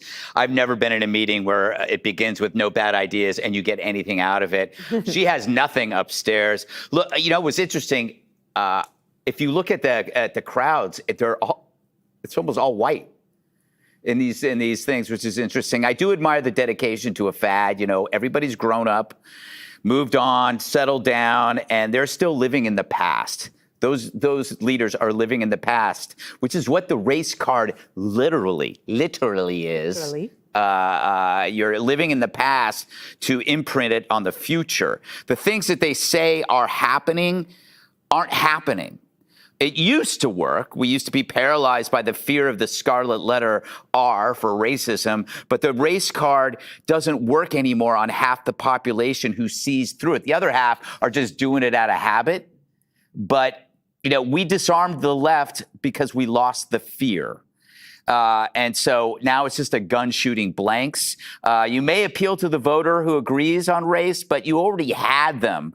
And absent of other tools beyond the race card, you are kind of like a fat, out of shape fighter with no way to win but to call out the refs or just cancel the whole game. The underlying emotion in all of this is that the Dems have exploited fear. And it's not just here. If you think about how profoundly awful was trans rights for kids, to give perverse men the agency over our children's sexuality. How did that happen? It was like We feared the swarm of activists calling us transphobic. We feared being called bigots if we came out against illegal immigration. We feared punishing criminals because we thought we were going to be called racist. Once you lose the fear, you can finally get back to the normal way things go. And the Democratic Party, in my opinion, still has to do that. They haven't done it. They're still on the same path to destruction they've always been on, which is identity politics. It's taken this country down a terrible path. You know, Harold brought up, 20 years ago, race relations were better. All the polls show that. They were better. I don't think so. Oh, yes, they were. Well, I think the natural progression as we get better. We're going to speed bumps. All right, I'm just using the polling. I'm pulling at Jessica here. The polling on race relations were far more optimistic before Barack Obama was elected, and then it just got worse and worse. And I'm not saying it's on him, but I'm trying to figure out what happened since then. Did the KKK return? Was discrimination now decided to be illegal? Was there some kind of attack that happened? No. The only thing that happened was the attack on the idea of the melting pot. The idea that you're an American first, doesn't matter how you look or what gender you are. They created a toxin that they put in that melting pot.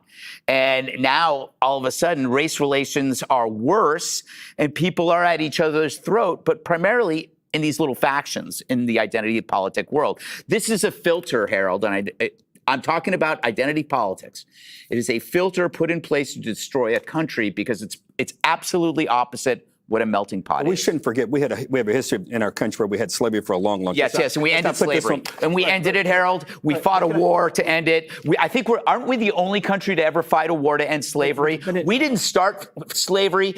Where did slavery start? It's an ugly fact. It's not from us. But Greg, then we had laws in our books that didn't allow black people. I understand that. So I agree with you. I agree with you about the race. I wish they didn't talk about race, but would you agree with me that you shouldn't redraw congressional lines mid-decade?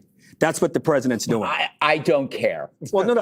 I look at these districts and I see all of these Republicans and no representation. That's wrong. But here's the thing. I can tell you what this is wrong about race. I'm talking. But we have to be on the level here. You should not redraw lines in the middle of a decade. You should do it at the beginning of a decade like everyone else has done. The president decided to do it a different way. I didn't hear that argument against Virginia and California. But they were responding to Indiana. They're not responding to it. California had already redistricted themselves into a corner.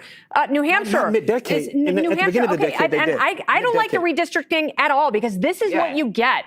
I mean, what you get is an ongoing political war that, and I have to give progressives credit for it because they have played class warfare to the hilt, and they have gotten a lot of mayorships because of it. They've gotten a lot of attention, and now they're getting a lot of money from establishment Democrats who are void of ideas.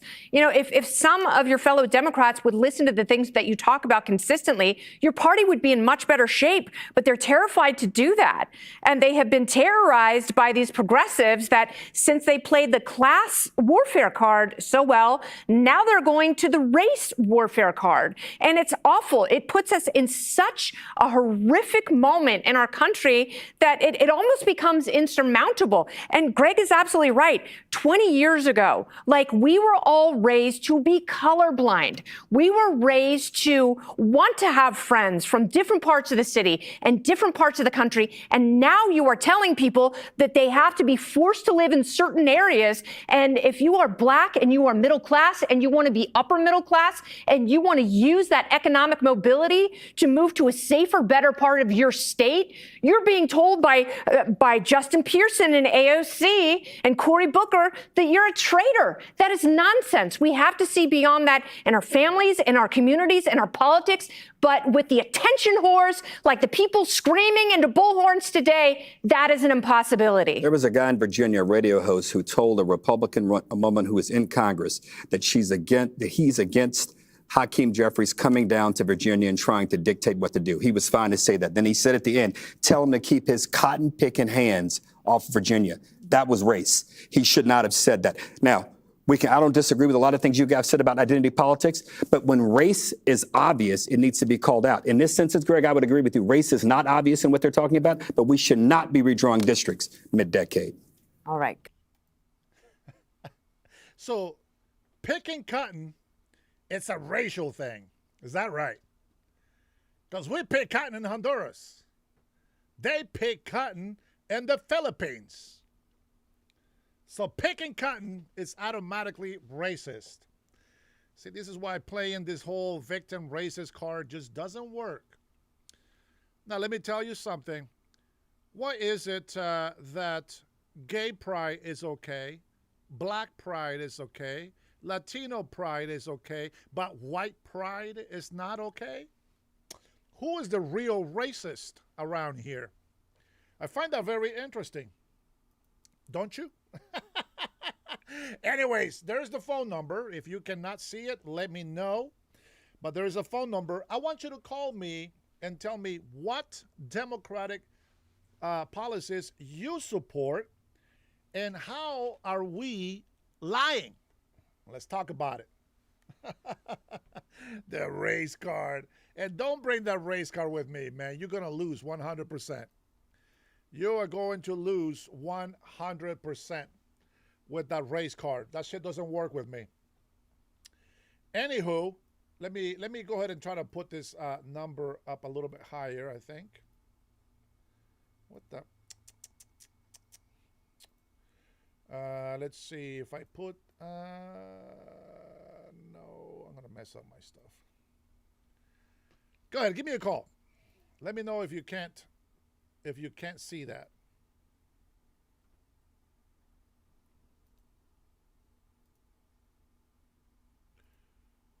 Who's that girl? All right, I'm going to put it right up here in a little smaller box.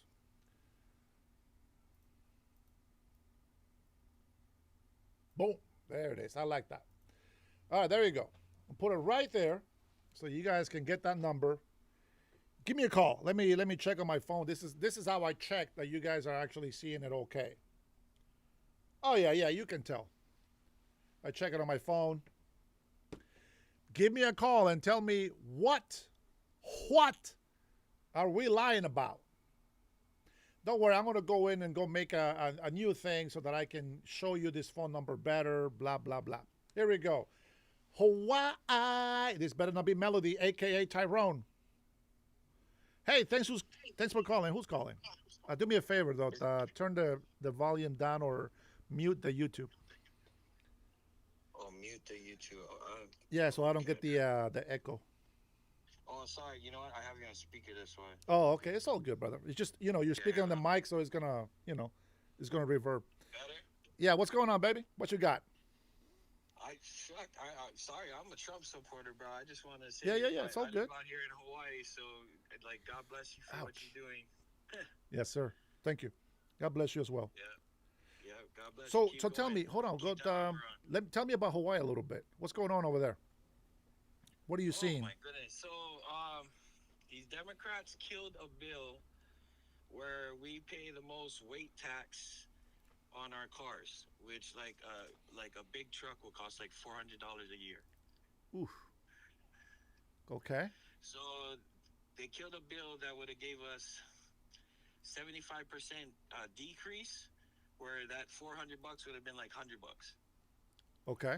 They killed that bill, but they're keeping the bill where, excuse me, I gotta think about it real quick. No problem.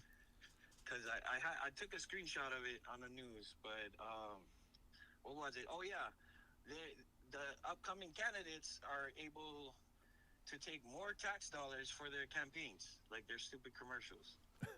Right. They shouldn't. They say real quick at the end, like a Visor commercial. Yeah. All the side effects. Yeah. Paid by taxpayers. Yeah. You know what's crazy? So I've never been to Hawaii. I mean, besides the airport, of course, on my way to Samoa. But I never been to Hawaii, and I'm gonna share something with you just because you triggered me with Hawaii. Hawaiians are descendants of Samoans, and Hawaii is a pretty big island, right? From what I know, from what I see on the videos. So it doesn't probably feel like an island to you. Well, for me, I know I'm on an island surrounded by water and stuff, Yeah. But it's pretty big, right? Well, what you call paradise, I call home. You know what I Yes, mean? sir. And Yes, sir. us Hawaiians, all we ask is for also respect, and we're also Americans too.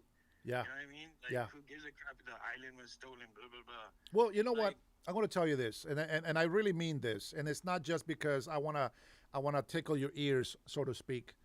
I really truly believe that the Hawaiians, the ones who are natively descendants of Hawaii, should definitely have enough land to make their own villages, according to the chief that they appoint. I feel like the government. Like the government should have a responsibility to take some of the burden of the natives. And so here, like for example, here in Washington State, if you are a Native American or if you are a native, not a native, but an American Samoan, when you go shopping here, you don't pay taxes at all. You just show your tribal ID, right? So you show your tribal ID from Samoa, American Samoa, not Samoa, American Samoa, or a native tribe, and you pay no taxes. So I don't know. Do you guys pay taxes as natives? So they do have that where I believe somebody did start it, but like Okay, good. they're It started. These are the Hawaiians that think they're all high maka maka, which they think they're, they think they're above everybody. You know what I mean? Like it's like the same culture of Democrats. You know what I mean? It's like, bro, like screw you, bro. Like you bleed red just like me, bro. Yeah, Nobody is. We're all even here, bro. So we're a community. yeah. So here's the thing. So let's just call it locals. Okay, locals of a certain category. And I know it sounds kind of prejudice, I guess, in a way, but a certain category of, let's say, low income, right? Locals who are low income, meaning that, for example, you can have a big house, a big property there that has been given to you by your parents or grandparents or whatever, but your living depends on hunting boar, for example, fishing, living off the ocean, things like that. I think that I think people that live that way should have some sort of a break from the high expense of living. And there's everything is expensive in an island because everything is imported.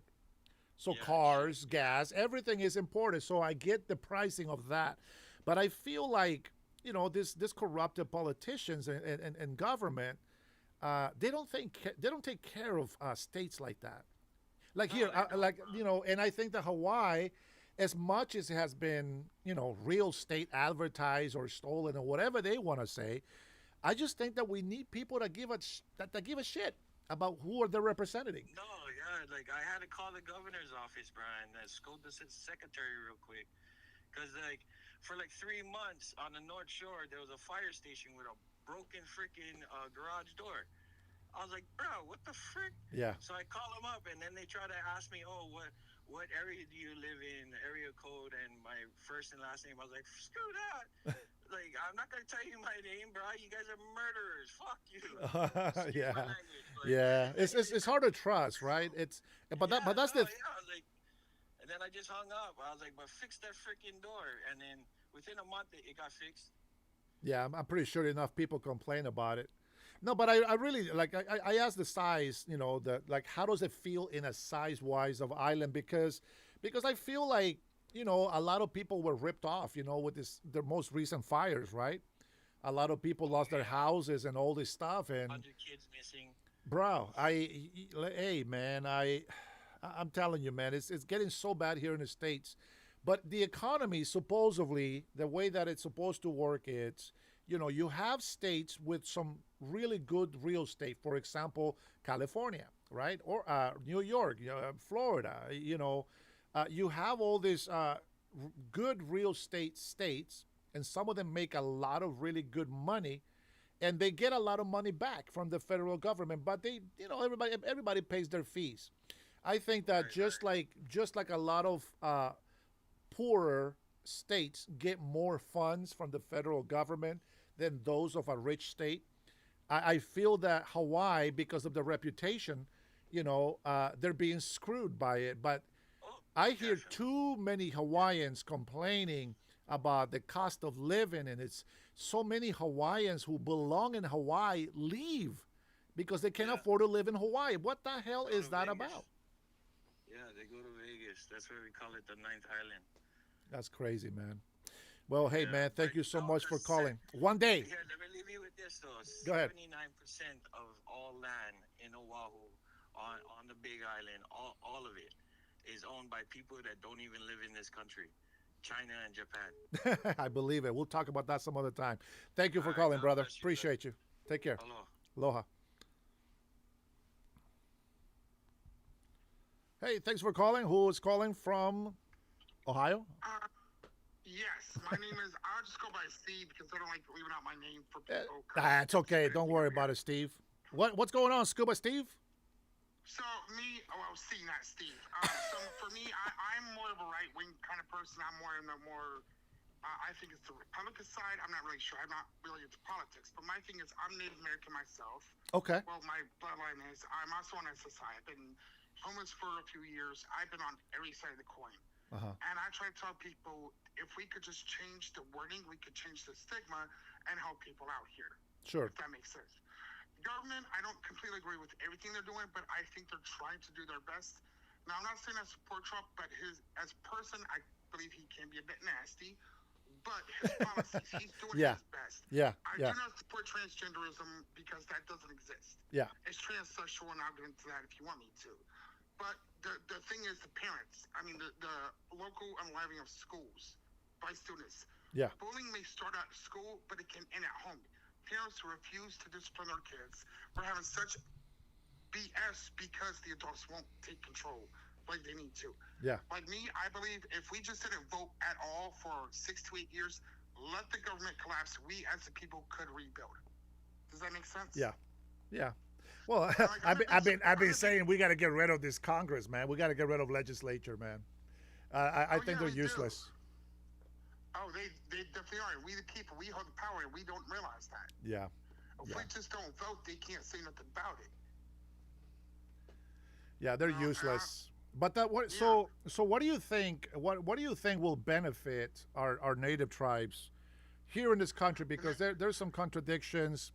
I know that I know there's a lot of native tribes that benefit hugely from the federal government, and yet they still live in poverty. Why is that? And well, me being on SSI, I am Native American, but I never actually got registered. I believe what we need to do is quit making them pay to live on the land that we give them, quote unquote, because the land is stolen from the Native Americans. Let's be real. Way back when Pilgrims came, they basically stole the land, in my opinion. They conquered it, but yeah. But then they charge y'all, or charge us to stay on our own property and then tax that. That's why when you get those IDs, you get tax-free because they'll literally make you pay to live in the land that you were given back, if that makes sense. What we need to do is we need to basically just give them their own space, like give them a whole 2 or 3 states, and let them do their thing. Let them be a sovereign entity within the U.S., if that makes sense. Yeah. Well, here in Washington, as I understand it, they have their own sovereignty. But I'm saying, like, give them their whole, like, give them, like, 3 states total, like, you know, have them go there, and then, and they'll see, like, I mean, they don't even know what to do with what they have. Yeah. All they can think about, look at this. All they can think about is casinos. That's it. There's nothing else they can think of. They think, see, the problem with that mentality right there, my friend, is that if we continue to stay devolved, we're never going to evolve to where we are today. Now, I'm a native from Honduras. I'm a native Mayan from Honduras. We know slavery. We know all the conquered land and the Spaniards, and we know all that stuff. But we also know that we are a new society. We have a new civilization. And the problem is that if we allow Native Americans to have 2 to 3 states, they're just going to make this country a piece of shit, because they don't know how to take care of their little reservations that they have. If you go to the reservations, which I visit quite often, if you go to the reservations, they got a post office, they got a school, they got their cities, their town, but it looks like shit. It looks like a third world country, even though, check this out, a lot of them get monthly money from the federal government, especially when they have casinos in the area, and they are allowed to work, which means that they can actually make twice as much income as any of us can make, and they choose not to. They want to drink, they want to do weed, they want to do drugs, etc. And I do completely agree. Believe it or not, being Native American myself, I do agree. It's all good. Your opinion is good. But I feel like they need to have guidance. They need to have like maybe state regular supervisors to come in and show them how to do things. But they can't. Because even as adults, we have to learn. They're sovereign. They're sovereign. So we can't impede. We can force them to do what we do or something to better themselves. Only their chiefs have that power, and that's the problem. Yeah, and I get that. What I'm saying is, I'm not saying going to like take control. I'm saying going to put teachers in there, and if they want to learn, they can. They don't want it. I feel. Yeah, that is true. Yeah, they don't want it. So they don't even want to call the white man brother. Yeah, and I'll be honest with you. After that, I don't know what else that I could say about it because I mean, like, Yeah. I just it's confusing. They don't want to help yet. We want to help them yet. They at the same time want to help. It's confusing, like I said. Yeah, if they would like to assimilate, as people don't like that word, but if they would like to assimilate, we can all be brothers. And I mean, think about it. Like, okay, so look how prejudiced people come on the left side, right? They think because they're not used to seeing me with this hat, right? They clown on my hat, saying that I shame this hat, but they don't realize that this is the hats that we wear in my country. In the area where my family comes from, this is how we dress. We got the boots. We work the fields. We work in farms. We got the cows. We got the sheep. We got all of the things that cowboys deal with here.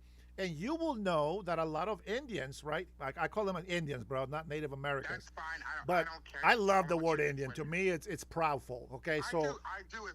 I had to change it because I had to use PC terms. I was like, we're Indians. Yeah, I'm with you. I'm with you. People get so mad at the words of things, they don't look at the root of it. Like well, me, yeah. Well, transgender doesn't exist because you're mutilating your body to mimic the opposite sex. Yeah. Unless you're the sexual reproductive organ. Yeah. You're not that gender. You're transsexual. Yeah. And that's what I don't agree with. They have people coming in here to kids. Yeah. They don't even hitting puberty yet. That don't know their hormones, making this basically forcing them into a decision. Yeah. So I'm like, and that falls to the parents, honestly, because if you know your school's going to do it, because they got to let you know. Yeah. And you're not stopping it. That's on you. I mean, I was bullied my whole life growing up. I mean, and I learned to get a thick skin, but I didn't go in and throw freedom seeds around. I just fought back with saying, hey, I want to help. If you aren't going to help me, I'm going to kick this boy's butt. And that's what it comes down to. Parents don't teach their kids the right way to defend themselves, to stand up for themselves, because they're going to get punished because of whatever. Soft parenting doesn't work. I'll be honest with you. Yeah. I feel like if we brought back spanking our kids, not abusing them, spanking's a lot different than abuse. A lot of people have problems with that. Yeah. Bring back public execution of criminals. Like bring a guillotine out to the town square. I feel like that will cut down a lot of crime, a lot of kidnaps. I feel like. I mean, think about back then till now. Those public executions, crime rates were a lot lower. Yeah. No. I hear you. But for me, Indian, there was a time many decades ago, a Mexican tried to insult me by calling me Indio. Indio, to me is I'm a very, very, very proud Indian. And I'm not Hindu, by the way. Indian means God's people, and those who get offended by that, that's too bad. But here in America, it's like there is I have a lot of people from the Navajo Nation back me up. I love my Navajo Nation brothers in Arizona. I love my Navajo Nation here in Washington State.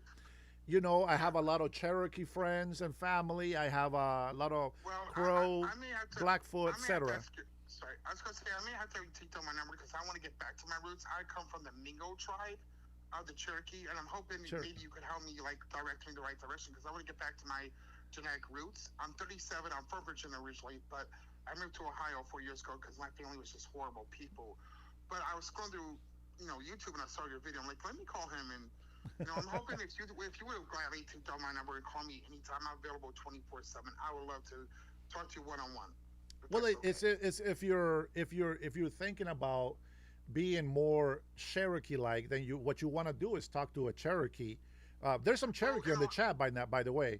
So okay, well, I mean, yeah. I have to look at the chat. I have to go. I'm going to be. I work a temporary job once a week, and I got to go to work soon. Or I get $60 in cash walking away. But I mean, I would definitely try to hit you back up. I do gotta go, but thank you for the conversation. Go ahead and get your next guest, and have a great day, man. God bless you, man. Be good. God Take bless care. you too. Bye. Aw, that's awesome. You know, I really do, and some people don't know this, right? But that's one of the things that I do want to be able to that I do want to be able to do. It's if I do get to be governor here in Washington State, it's not something that I'm just gonna campaign and trying to get people to vote for me, because to be honest, I don't even know. Here, let me see if I can find it. Let's see, let's see.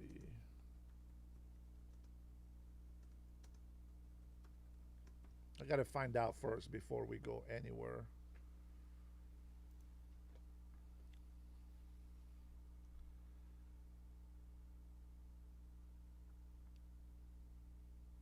Okay, good.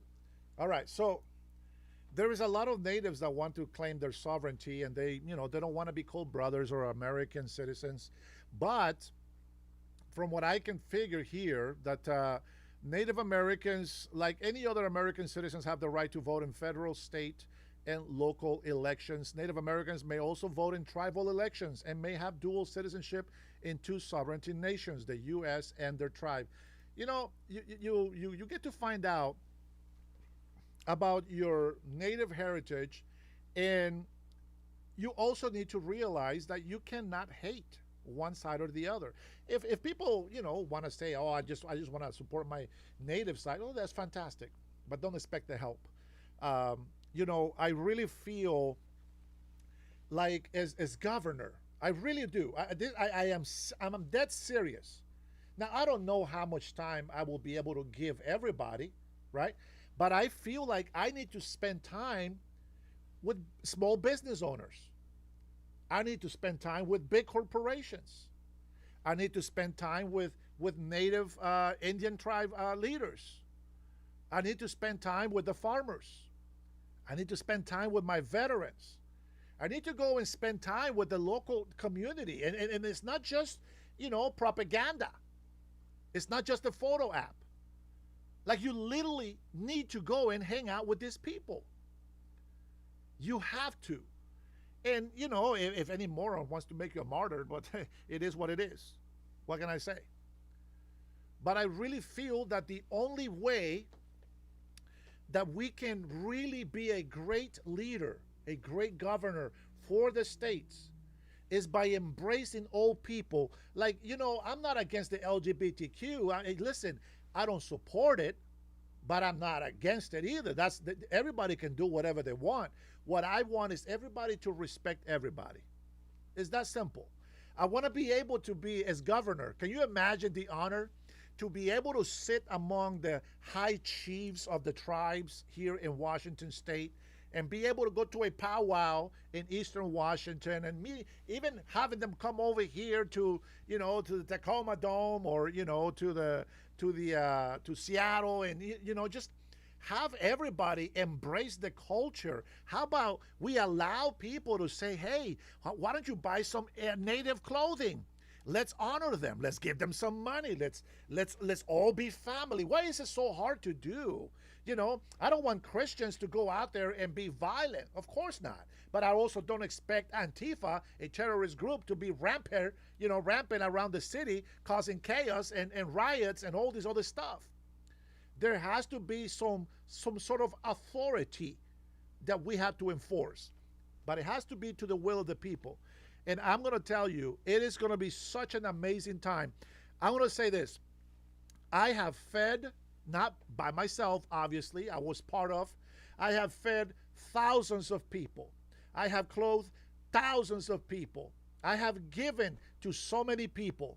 Even when the little bit that I had was not enough for me, I have given to the people. My wife is my witness. I always took care of my children. But we always helped somebody else in need. Now, where I'm going with this is that I have done this not because it makes me look good. It feels good. It feels really good to do good. It feels good to help people. Now, does that mean that if you are just a nasty person, that I'm just going to be so patient with you? Most likely not. Most likely, I'll probably cuss you out. I will give you the freedom of speech that you so crave. But I really mean it. I really don't want to go and meet with Indian leaders that hate the white man. I want to go and meet them like brothers. I want to let them know that they matter, that they are a very important, they are the fabric of this nation. Regardless of how we are today with reservations and all this stuff, listen, we are a country full of nations within nations. And that's what the United States of America stands for. And I think that every governor should have to go and do those things. You got to spend time with the farmers. Listen, until I do that, I will not take a vacation. We can work 7 days a week straight the whole year, just serving the people. Listen, having some lunch with big corporations, that's a break. Having lunch with small business, that's a break. Having lunch with the youth, that's a break. Having lunch in a church, that's a break. Having lunch at a park, in a concert, that's a break. Everything can be a break. You see, a job, when you love doing what you do, it's not a burden. It's not a job. It's just a way of life. It is a fantastic way to live. And the only time that I would need for vacation is when I go out and just spend time just with my family. Want to be able to go visit the country I come from, maybe other areas like Hawaii. Never been there. Would love to go over there and see what we can do. I would love to go to American Samoa and see what we can do. How can we help? Who do we have in Washington State that we need to help? We got to be able to throw these things out. We just have to. I tell you what, you guys are amazing. I appreciate you. I think you guys are fantastic. And listen, even though some of these libtards get on my nerves, sometimes you have to understand that even if we don't agree with what they say, they got questions. How can we help if we don't allow them to have questions? I don't tolerate just insults with no concrete, no foundation, no point. But if they have questions or disagreements, you got to be able to talk to it. You got to be able to allow that. We can't stop them from talking. We don't want to stop them from trying to reach out. There's a lot of Democrats out there that are being lied to today, and because they're loyal to the Democratic Party, you just don't want to believe it. But I can tell you, you have not had a great leader until you get one. Bob Ferguson and all the socialist Democrats, they're career politicians. They are not real people like you and me. We cannot be politically correct every single time. You need to stop. Criminals need to be in jail. Workers need to be compensated. Thank you guys for liking this video. Thank you for liking the likes, and more likes. Thank you for subscribing. Thank you for becoming members. I will see you all in the next one. You all be blessed. Peace.